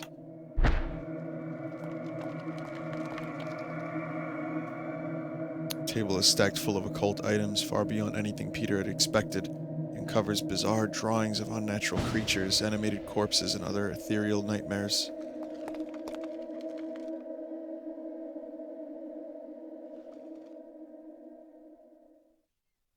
row upon row of books dedicated to occult lore and arcane science, ludicrous to most hideously unholy. Vinny allergic to iPhone confirmed. I will not use an Apple product unless I really, really, really have to. I have an iPod that is 6 or 7 years old. I use that, but you won't catch me using a Mac, an iMac, an iBook. I won't get an iPhone if I don't have to. I'm just not an Apple fan. I just don't think it's not for me. I'm not going to get into reasons why. I'm not going to divide people. I know there's some people here probably support Apple. Most of us here probably don't, though. If we're all here, there's a very high probability we feel the same about this. But I hate the hype. I hate the fucking lack of innovation that's been happening. It's just garbage. You know. There's a video of Steve Jobs talking about Xerox and how marketeers basically took over Xerox, and how marketeers and advertisers can take over some companies and ruin them. And it's funny because that was online today. It was posted around a bit, and that was exactly what happened to Apple. But yeah, I really don't like Apple. And I'll tell you one thing I hate. I'm gonna tell you guys something that bothered me. As a video editor, I cannot stand when people tell me that Final Cut Pro is better than Premiere. I think Final Cut has dropped the ball with their new version. Even before that, it was good, but it was not anywhere near approaching Premiere levels of quality, in my opinion. But now it's like Final Cut X is pretty much undeniably shit. I'm sorry. There are editors out there that don't know what they're talking about. And when I meet people who are in the field that actually know what they're doing, like people who really edit, they're using Premiere or maybe Avid. So I do not like Final Cut Pro. I do not use it to edit. I learned how to use it at work when I worked in editing. I hated it. And it was overhyped, and again, it was one of those things where people were just like, oh, it's Apple, it's gotta be better than PC. I don't know how to use a PC because it's too complex.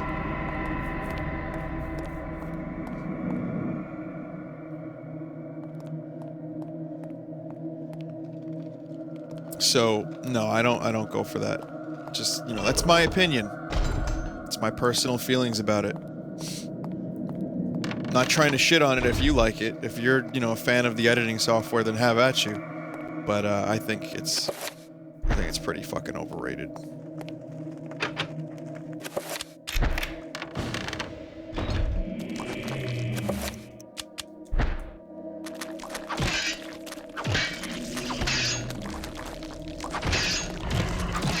I would be okay with an iPad, you know, a tablet. I'm sure it's fine.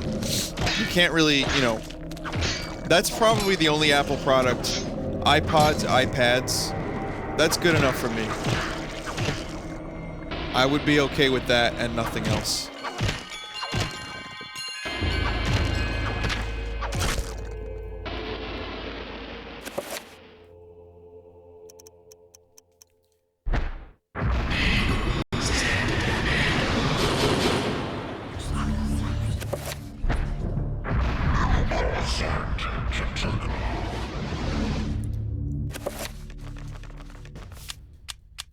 Okay, here we go. If you're gonna get a tablet, get a Microsoft Surface. Do I really want that? I'm not gonna get a tablet. I don't need a tablet, but I have a phone. I'm good. But I'm curious. Why do you say the Surface? I've heard mixed things about the Surface.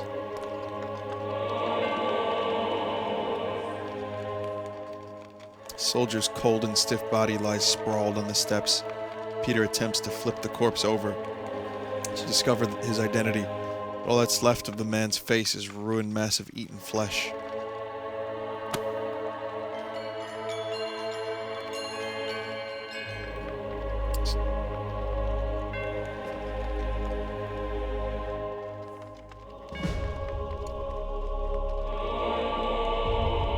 magical attack.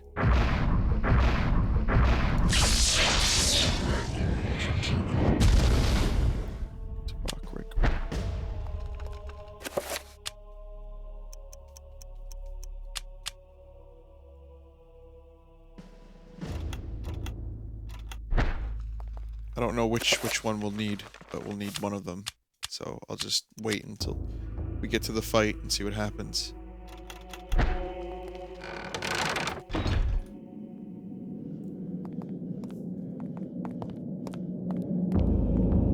The corridor is ended by an elaborate door decorated in a manner much different than the others within the cathedral. Peter senses an unbearable evil beyond that door. When he reaches in to open it, fear creeps into his gut and begins to eat at his soul.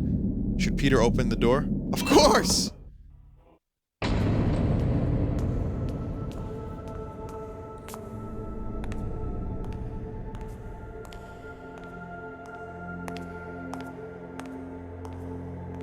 I would really like to see some of that, those,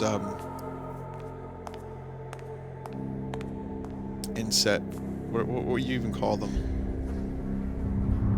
Those carvings, I guess? I'd really love to see some of those close up.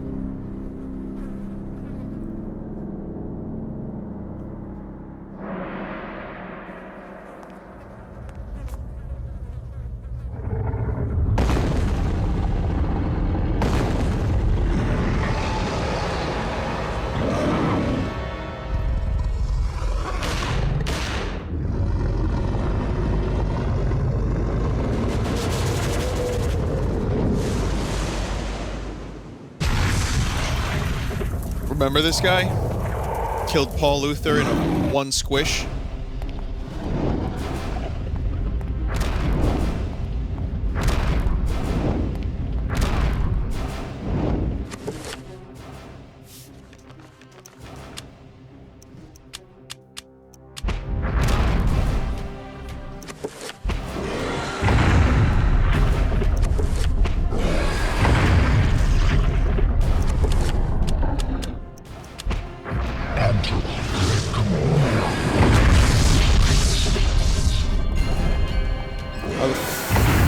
Do I kill this guy? I don't remember.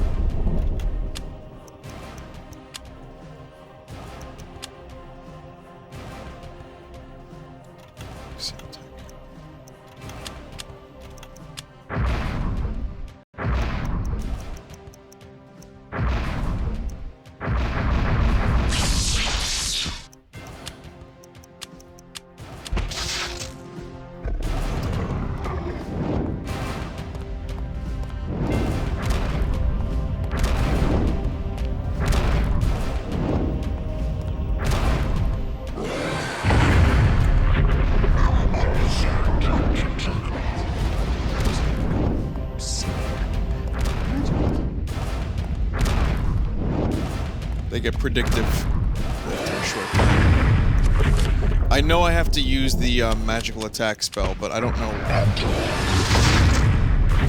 Jesus. I don't know when to use it. That's the problem. I have to use this now. Okay. Getting fucked up.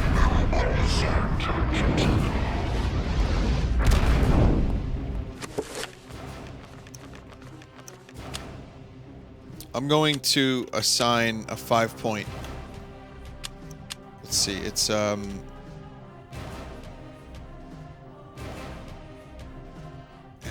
Red Grimoire. I gotta do a 5-point with this.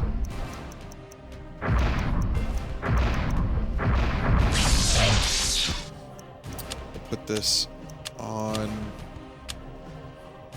the Y button.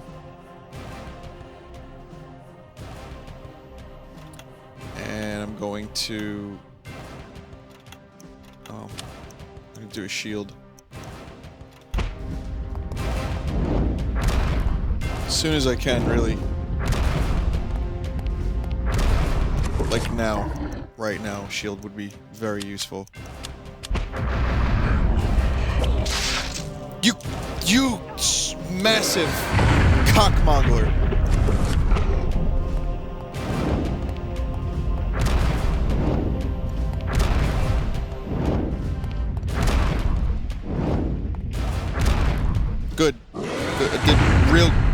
I'm doing fucking great against this asshole. I can have the proper energy now.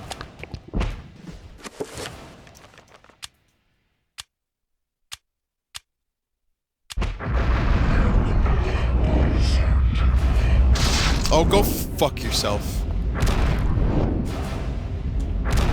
Kill me. Just go ahead, have fun.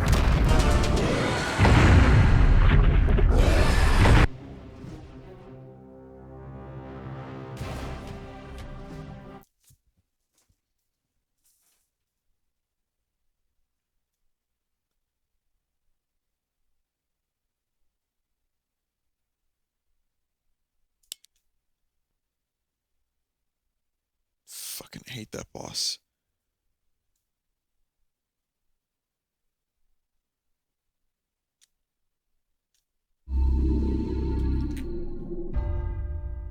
Alright, I'll try again. Gotta reassign spells. You gotta you can shoot down as projectiles. Oh.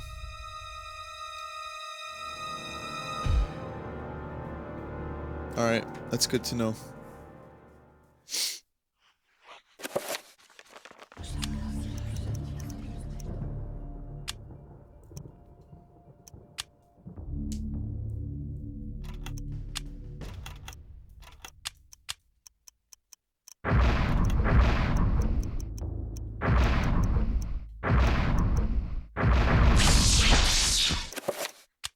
Okay. Hopefully I won't have to do this again. A 7-point shield seems like it just takes too much. It's just too much time. Select alignment. Magical attack. We're gonna assign to that. I'm going to cast a shield now. A better one than I have on.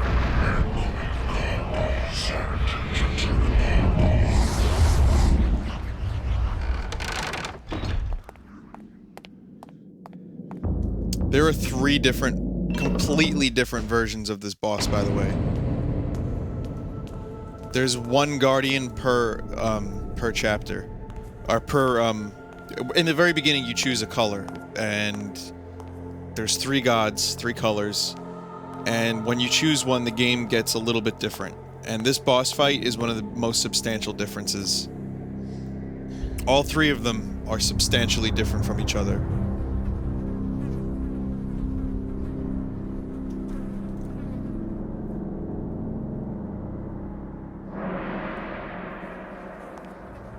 Wish I could skip this.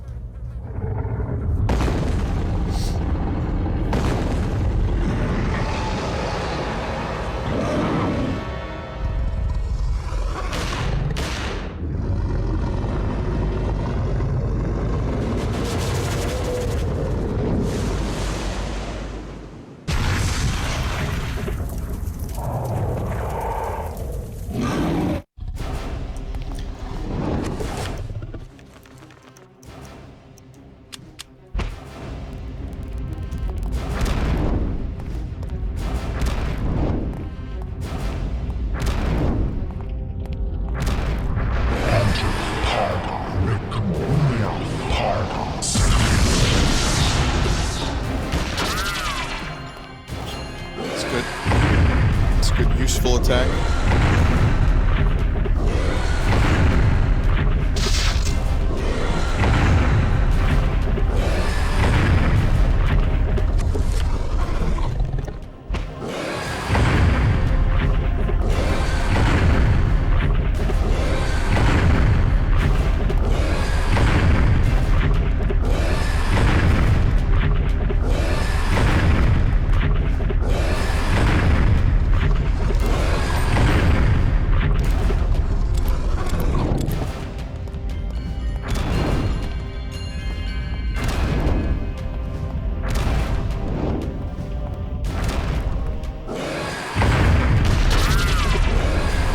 Cartoon ricochet effect.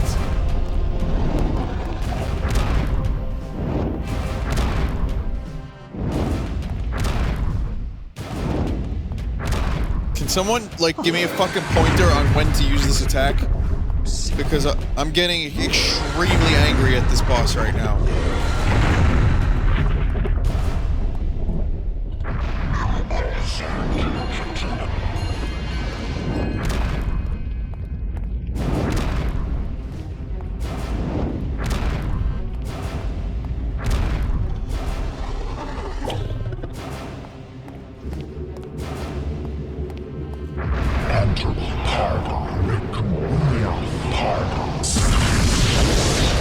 There you go.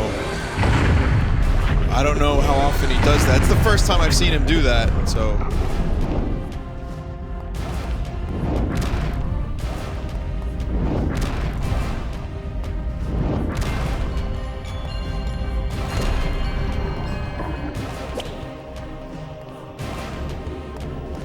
Oh, he does it after he misses with his tongue.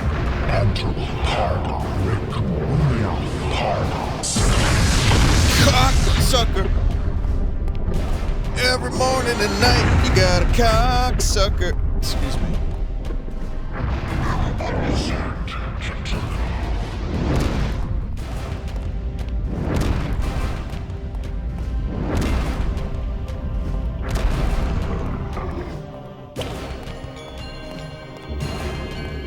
Now is the time.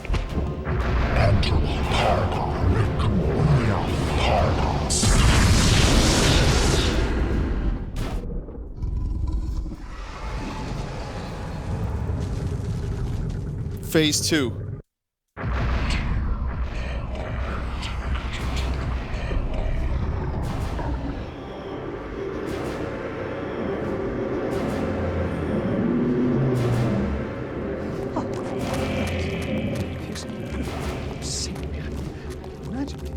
Please God.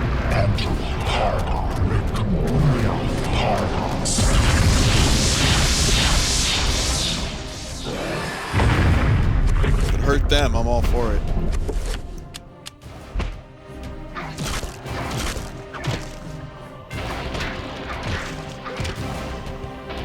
Good thing he's giving me a chance to finish off his men.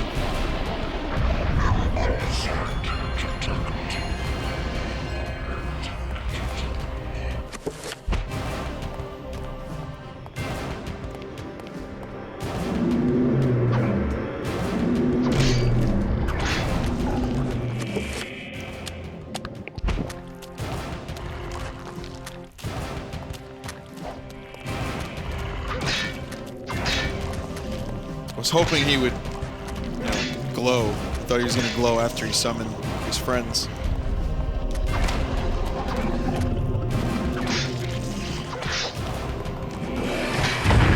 Oh, you went into that phase again?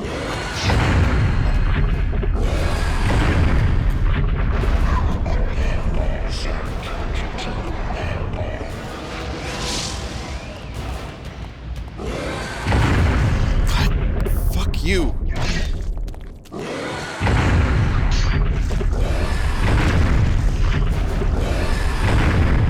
took out that dude.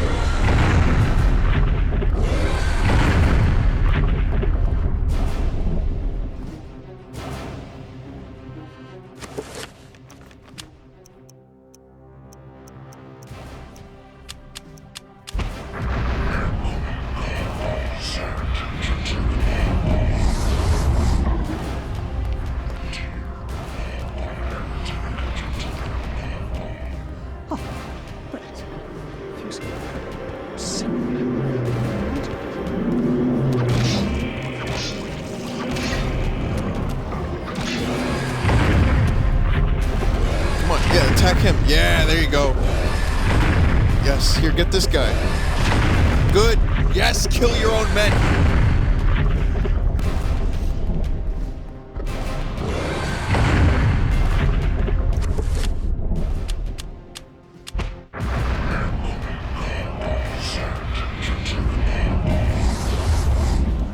The zombies make him lose sanity, but the lobster man doesn't. Yeah, I'm reading the chat, and that's basically what you guys are talking about. Why doesn't giant lobster remove sanity?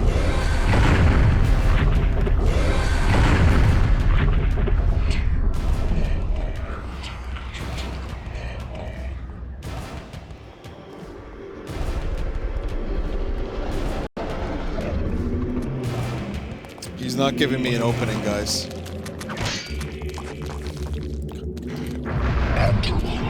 Please reach.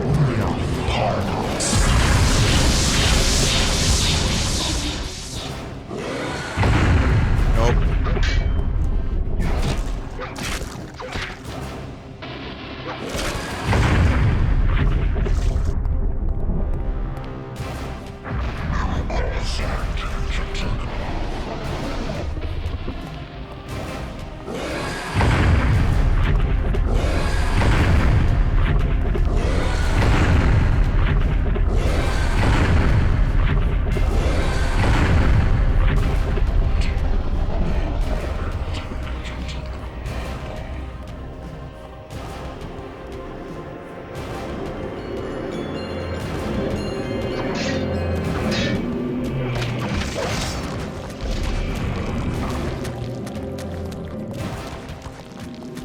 Drop your guard.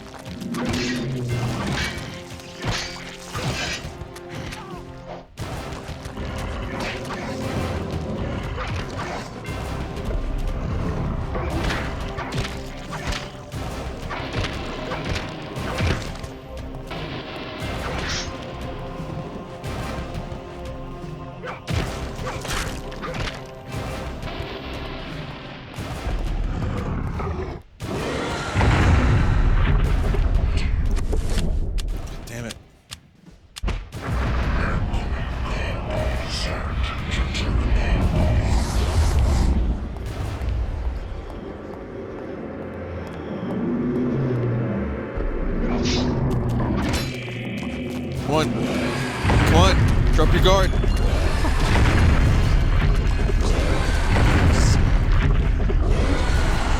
At least kill your own zombies.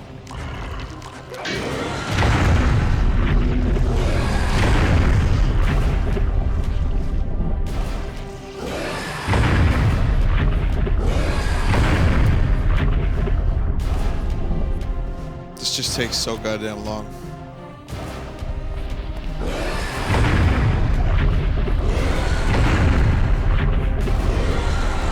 Is it weird that this is, I think the boss fights in this game are probably my least favorite part of the game.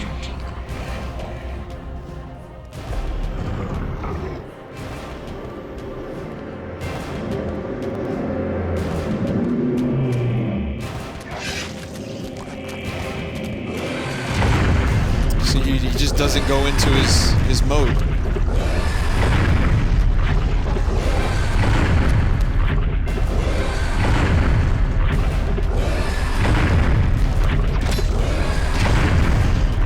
Don't know if there's a specific way to trigger it. Whoa. Oh, I thought my menu was empty.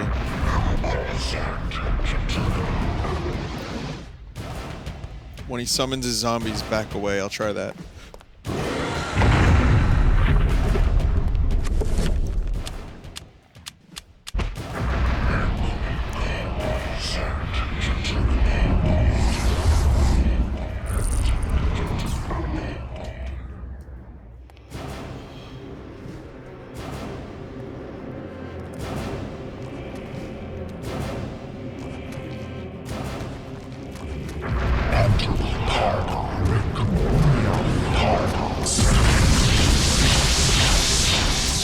Nope, didn't affect him. I wasn't close enough that time.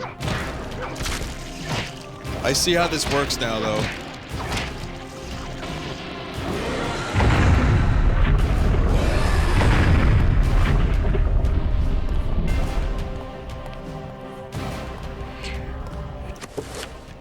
I understand what I have to do now.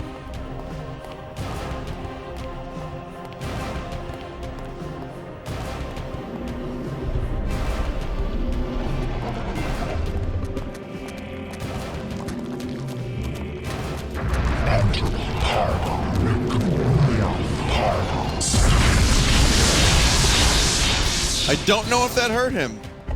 I actually don't know if that hurt him, but I'll tell you what, I am not fucking around with this guy anymore. I'm going to use the 3-point spell, because it's just taking too long to cast the goddamn spell.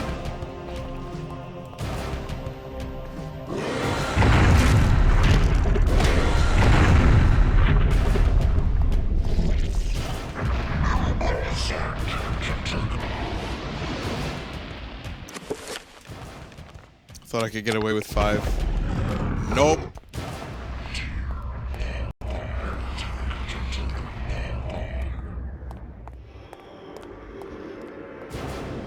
Okay, so I have to get closer and do it quicker.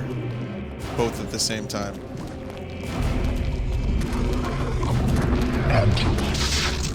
Go fuck yourself. Zombies!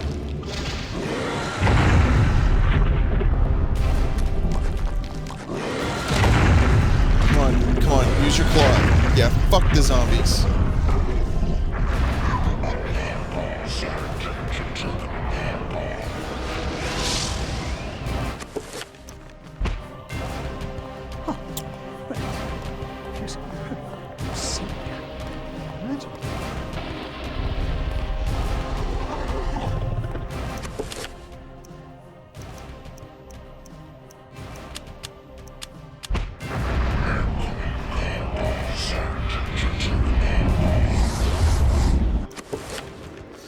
I got him this time. There's no way he's getting away from this one.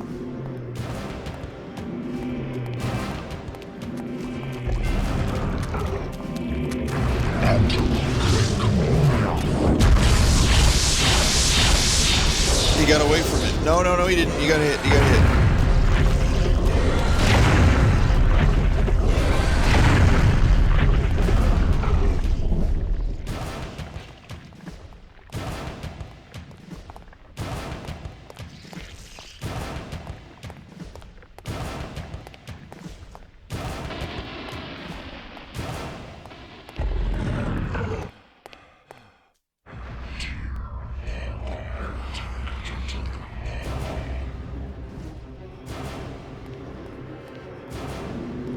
There are probably better ways to do this fight. I wouldn't be surprised.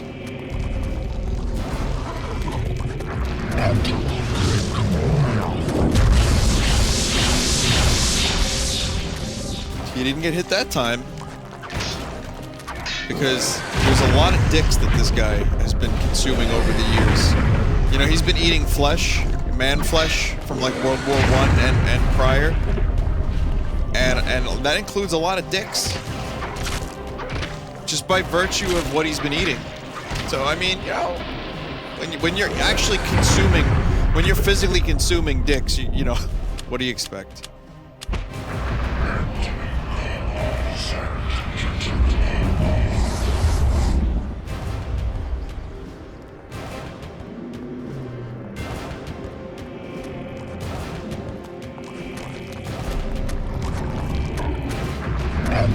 Close enough?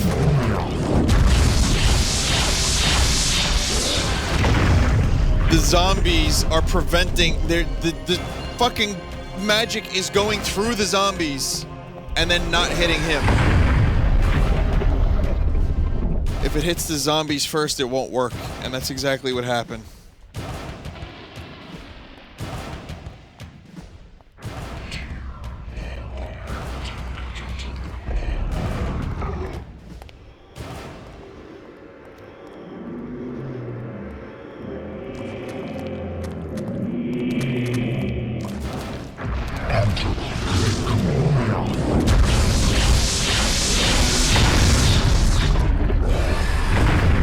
I didn't wait long enough.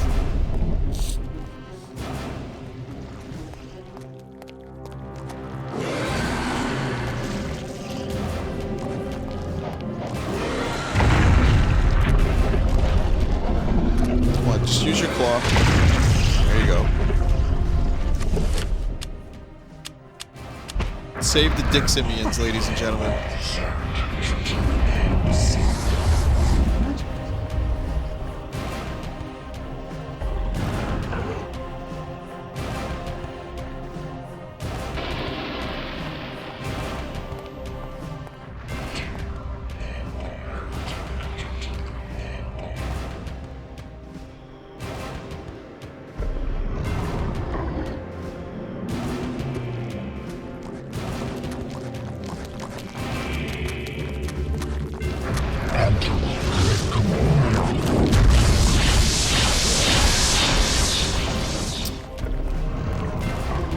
I hate this boss so much.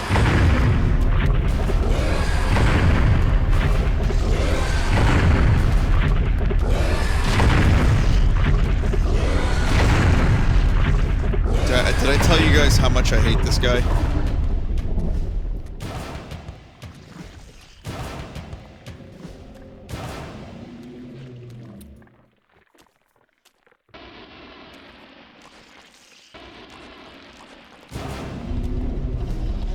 Kill the zombies as they spawn, but then I'm too close to him.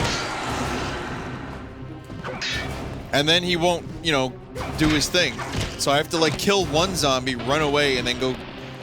Oh, it's such fucking beans. This whole fight is beans.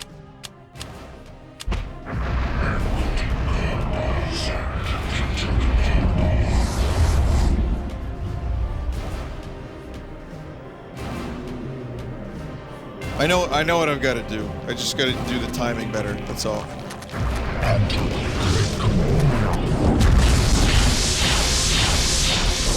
See? Gotta time it exactly right. Simple as that.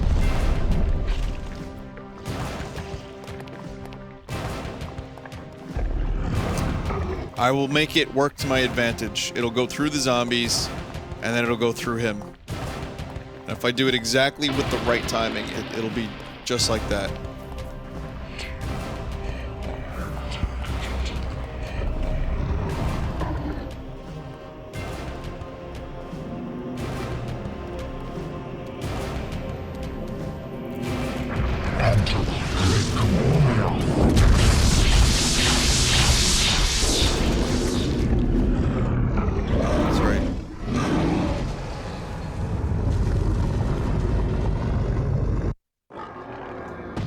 Oh no, another... Oh no.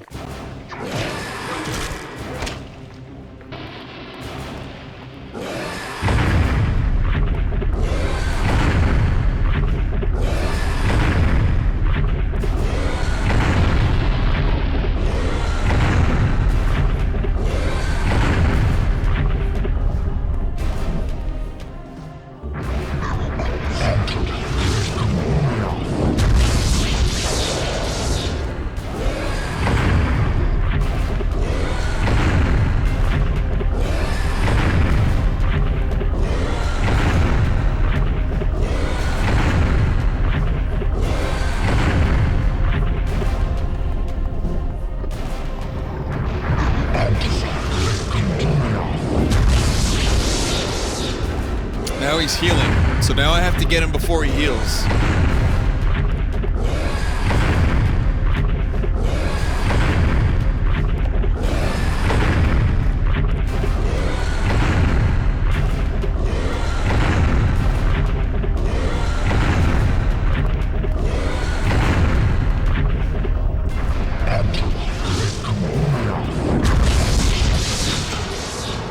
Fuck you! Fuck you!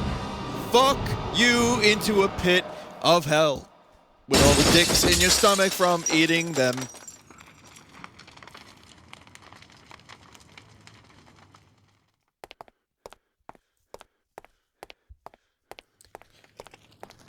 What's my prize? What is my reward?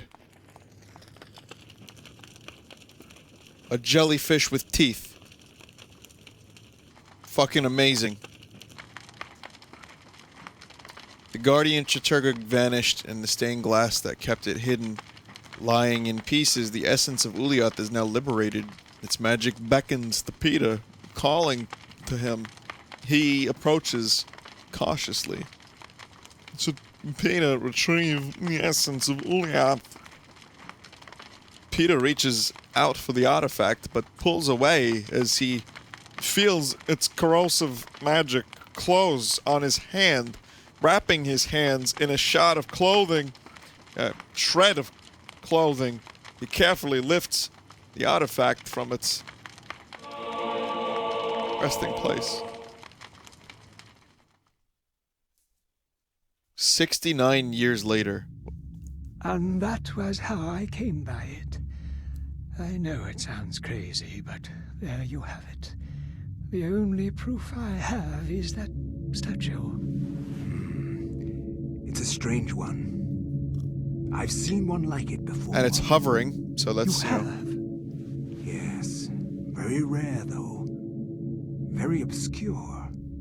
I've had experts take a look at it, and none of them know what it is. And you do. I'm somewhat of an expert on these things myself. An interest I developed a long time ago while I was a young man. Then you should keep it. Lord knows I have no interest in it. I am sure it's the cause of my sleeplessness. I keep thinking about it, as if it's calling out to me. Then a drink, perhaps. For the gift. For an unusual objet d'art. He's playing coy with him. He knows that that shit's the fucking end of the world, pretty much.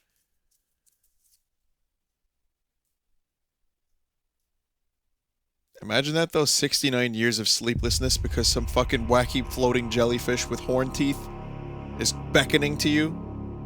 Got rid of that shit a long time ago. Oh look, I got Peter's lucky penny.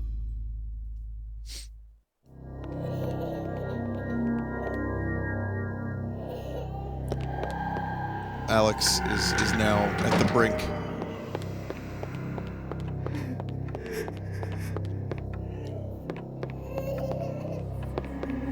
She has been reading this book. Help me! Please help me!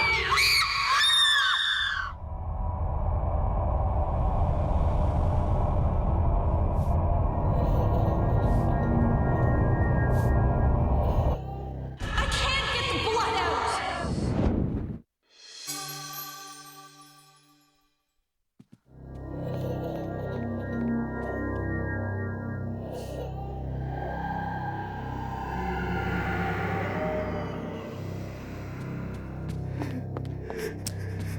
Lost my train of thought. Well, she's been reading the book. The book has been making her slowly more crazy. She doesn't know how to mentally handle this shit.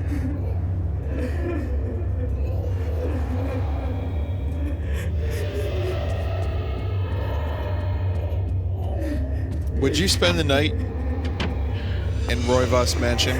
Would you spend the night here?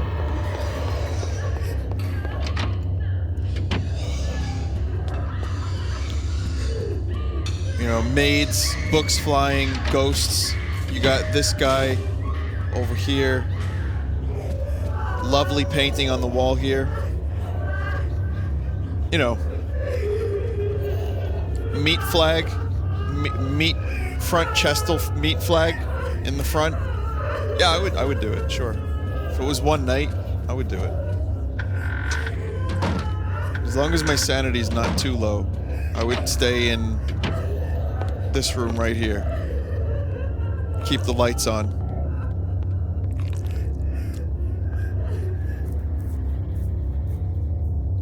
Seriously, I just keep the lights on. Go to bed that way, keep the windows open, lock the door. You know, there's some weapons in here. Grab a gun, got my phone. I'm good to go. I'll spend the night. But one night only.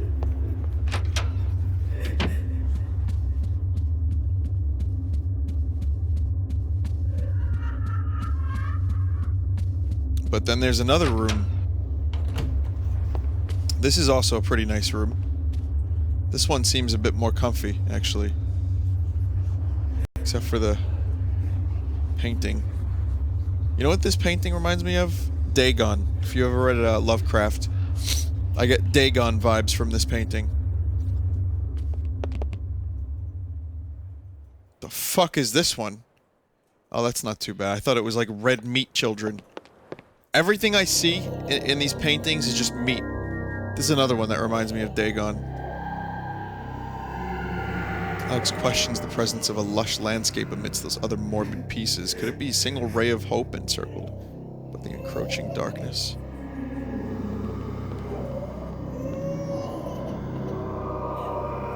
This man's got very morbid taste in art, and Alex just staying here is just like, really?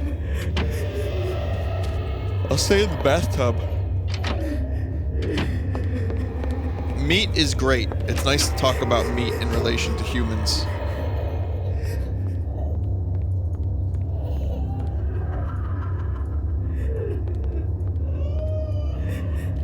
Oh, got a little bug on the wall. You guys, I think your screen There might be a bug on your screen. There might be a few bugs on your screen. Oh god. Oh god.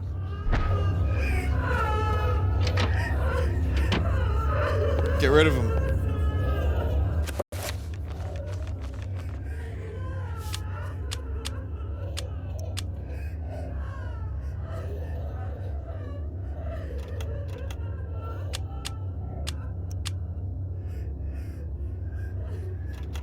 Meat people.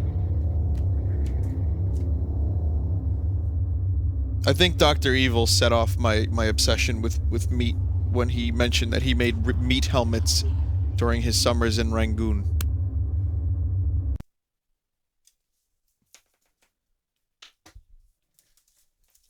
I think that was it pretty much from there, you know?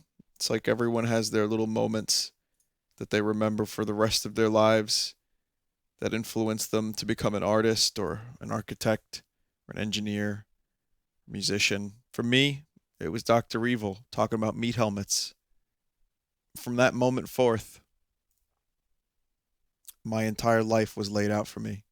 My path was set. I knew where I was going.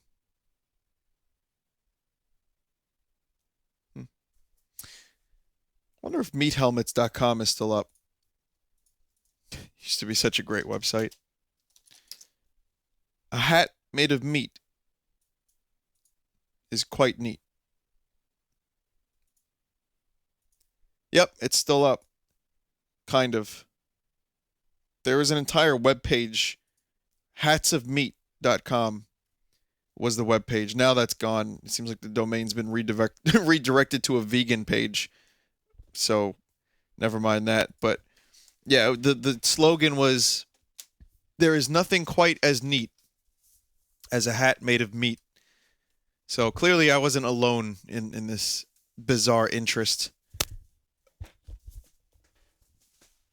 Anyway, I think it's time for me to stop being...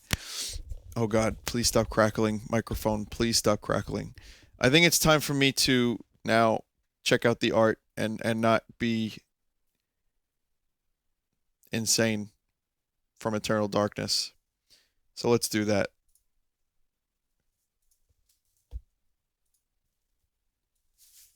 Summers in Rangoon.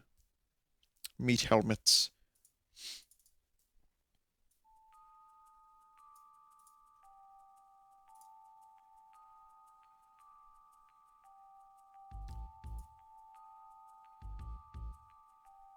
One second, guys.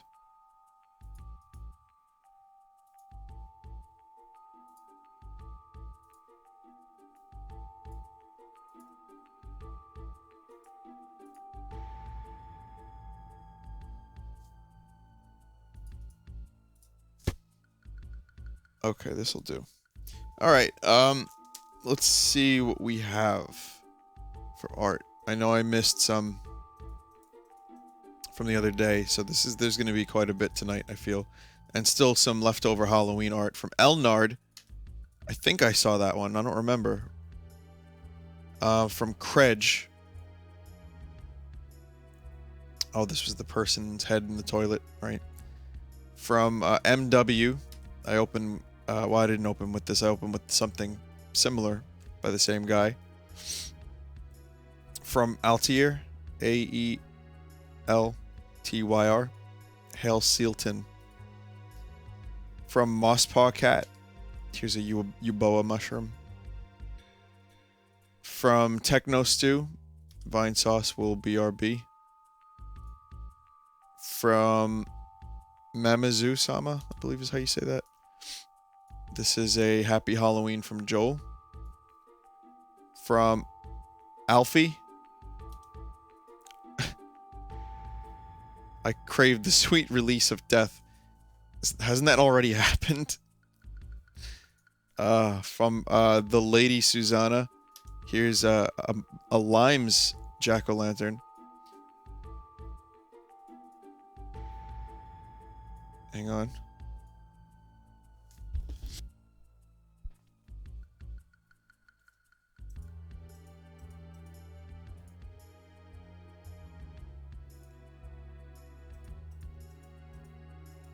Just loading all the next stuff. From Manic PC. This is a Joel thing that I don't quite understand. Okay, so I see how this works. Yeah. We're going to have to, but the Buru things are going to get a little bit, we have to kind of pay more attention to the tags. At least I do, because I just click and see everything, but I'm not getting a lot of the references. From MW, Vine Pumpkin V2. From SRI. Here's a Vine Swole Trick or Treat.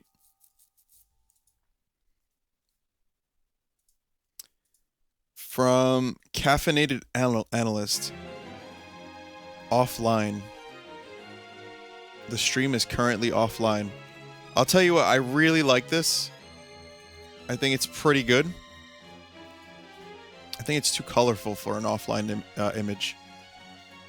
But I may change my mind. I'm still looking for a good offline image. This one's the best one so far. It's the only one so far, but it's pretty good. But I had a few things in mind, like maybe a simple black background with the Vine Shroom. We'll see. From Parachute Pirate, here's a Vine Shroom with brains. From Lieutenant Lolicon, what I heard during the Half-Life mod stream. Oh god, someone wants the narrow urethra. Why is Hank Hill here? If you missed the stream on Halloween, basically, witches were speaking in reverse, and no one knew what the fuck they were saying, so he heard, I want that narrow urethra. What?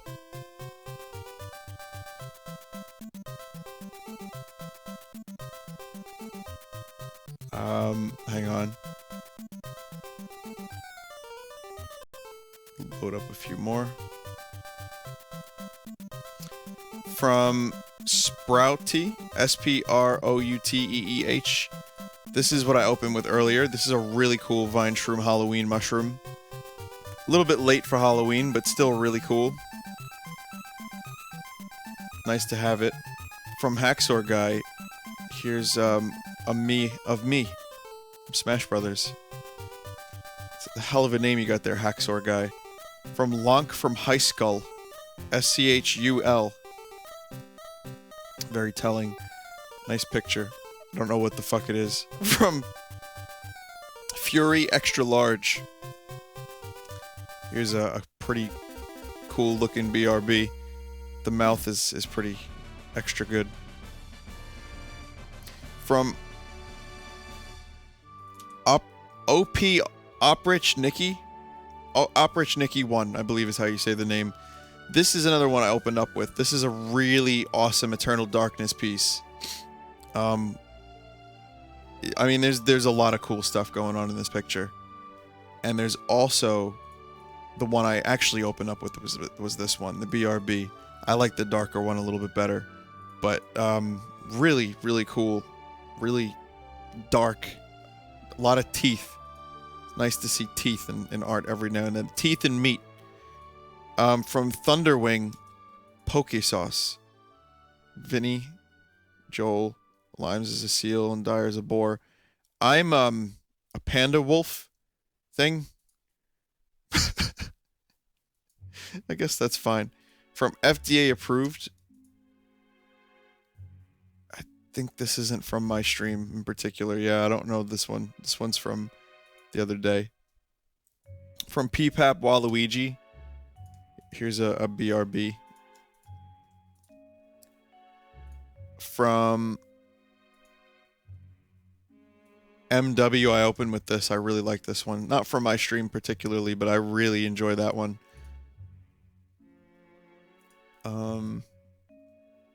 Let's see. Yeah, like some of the art.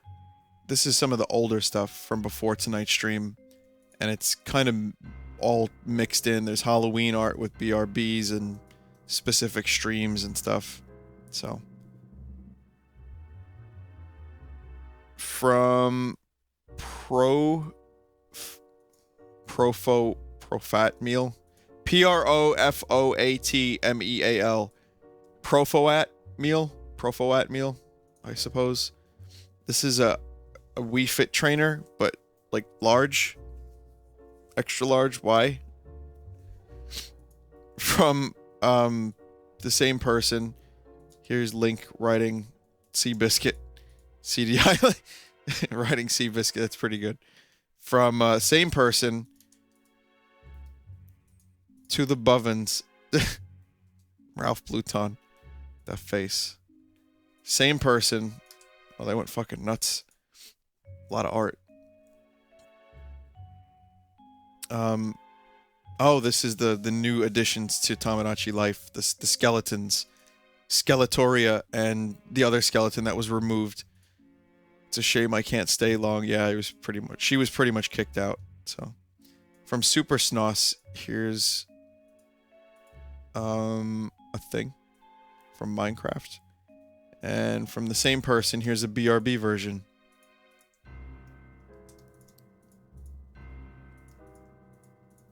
Cool. From Wrinkly Newt. Is that a Vinesauce keychain? Custom made? Custom Vinesauce keychain. I really like that. It's weird looking, but it's cool that you made a custom one. I don't even have one like that. Obviously. From Manic PC.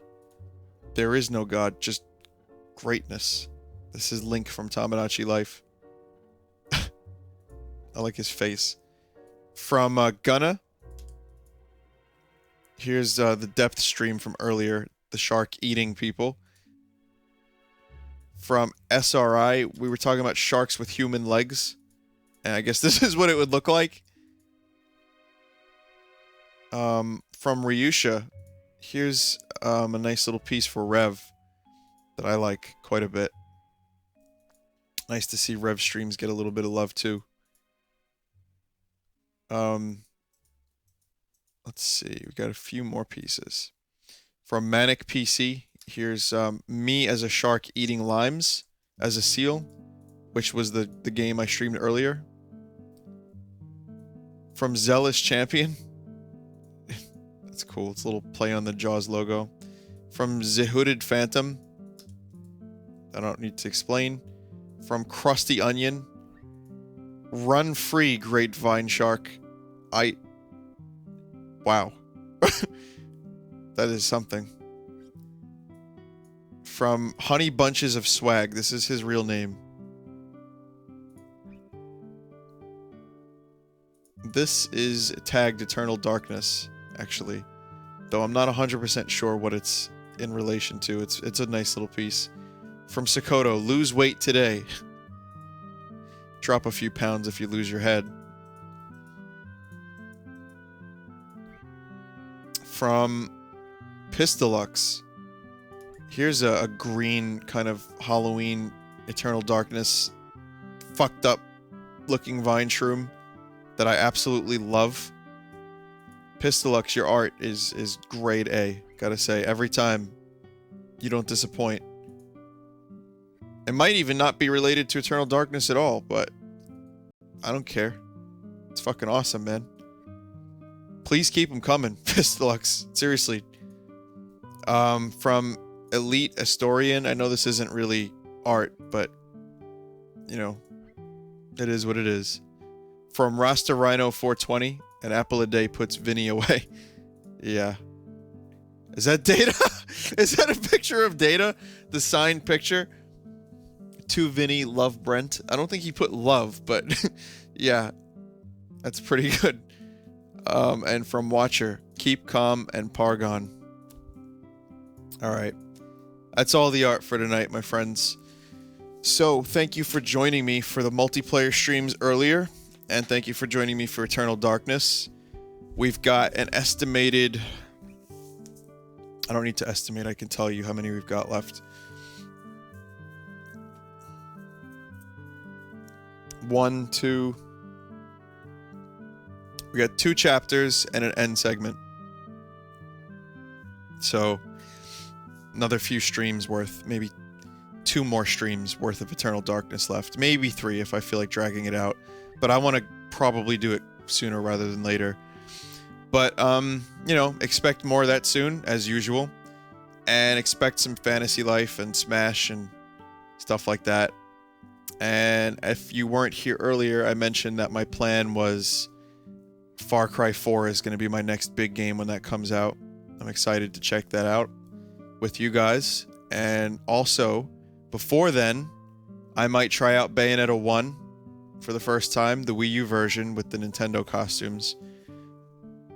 So, you know, that'll keep me busy until Far Cry comes out. And then, of course, Binding of Isaac is soon. Edmund McMillan did agree to an interview. I don't know when that's going to happen. He is a very busy guy, but I've spoken to him before, and he is one of the best people to speak to ever when it comes to video games and learning about how video games are made. Talented dude, nice dude. Always a pleasure to talk to him. I hope we can get a chance to talk about Isaac Rebirth soon. I'll let you guys know when that's looking. You'll get plenty of notice about that one. That's something I wouldn't just go live. Hey, is anyone streaming? Yeah, I want to do an interview with Ed. I'll be live in 5 minutes. That's like, I'll let you guys know on Twitter and, you know, in the chat. You'll see. You'll know when it's going to happen. But yeah, it's going to be an exciting month for gaming as far as I'm concerned. I know the other streamers as well. So it should be a good month for us on Vinesauce. And I've got a lot of ideas on some other fun, dumb things to do, as always. But that'll be it. And I'm going to go to bed now. So keep calm and Pargon. Thanks for watching. Have a great night, everyone. Later.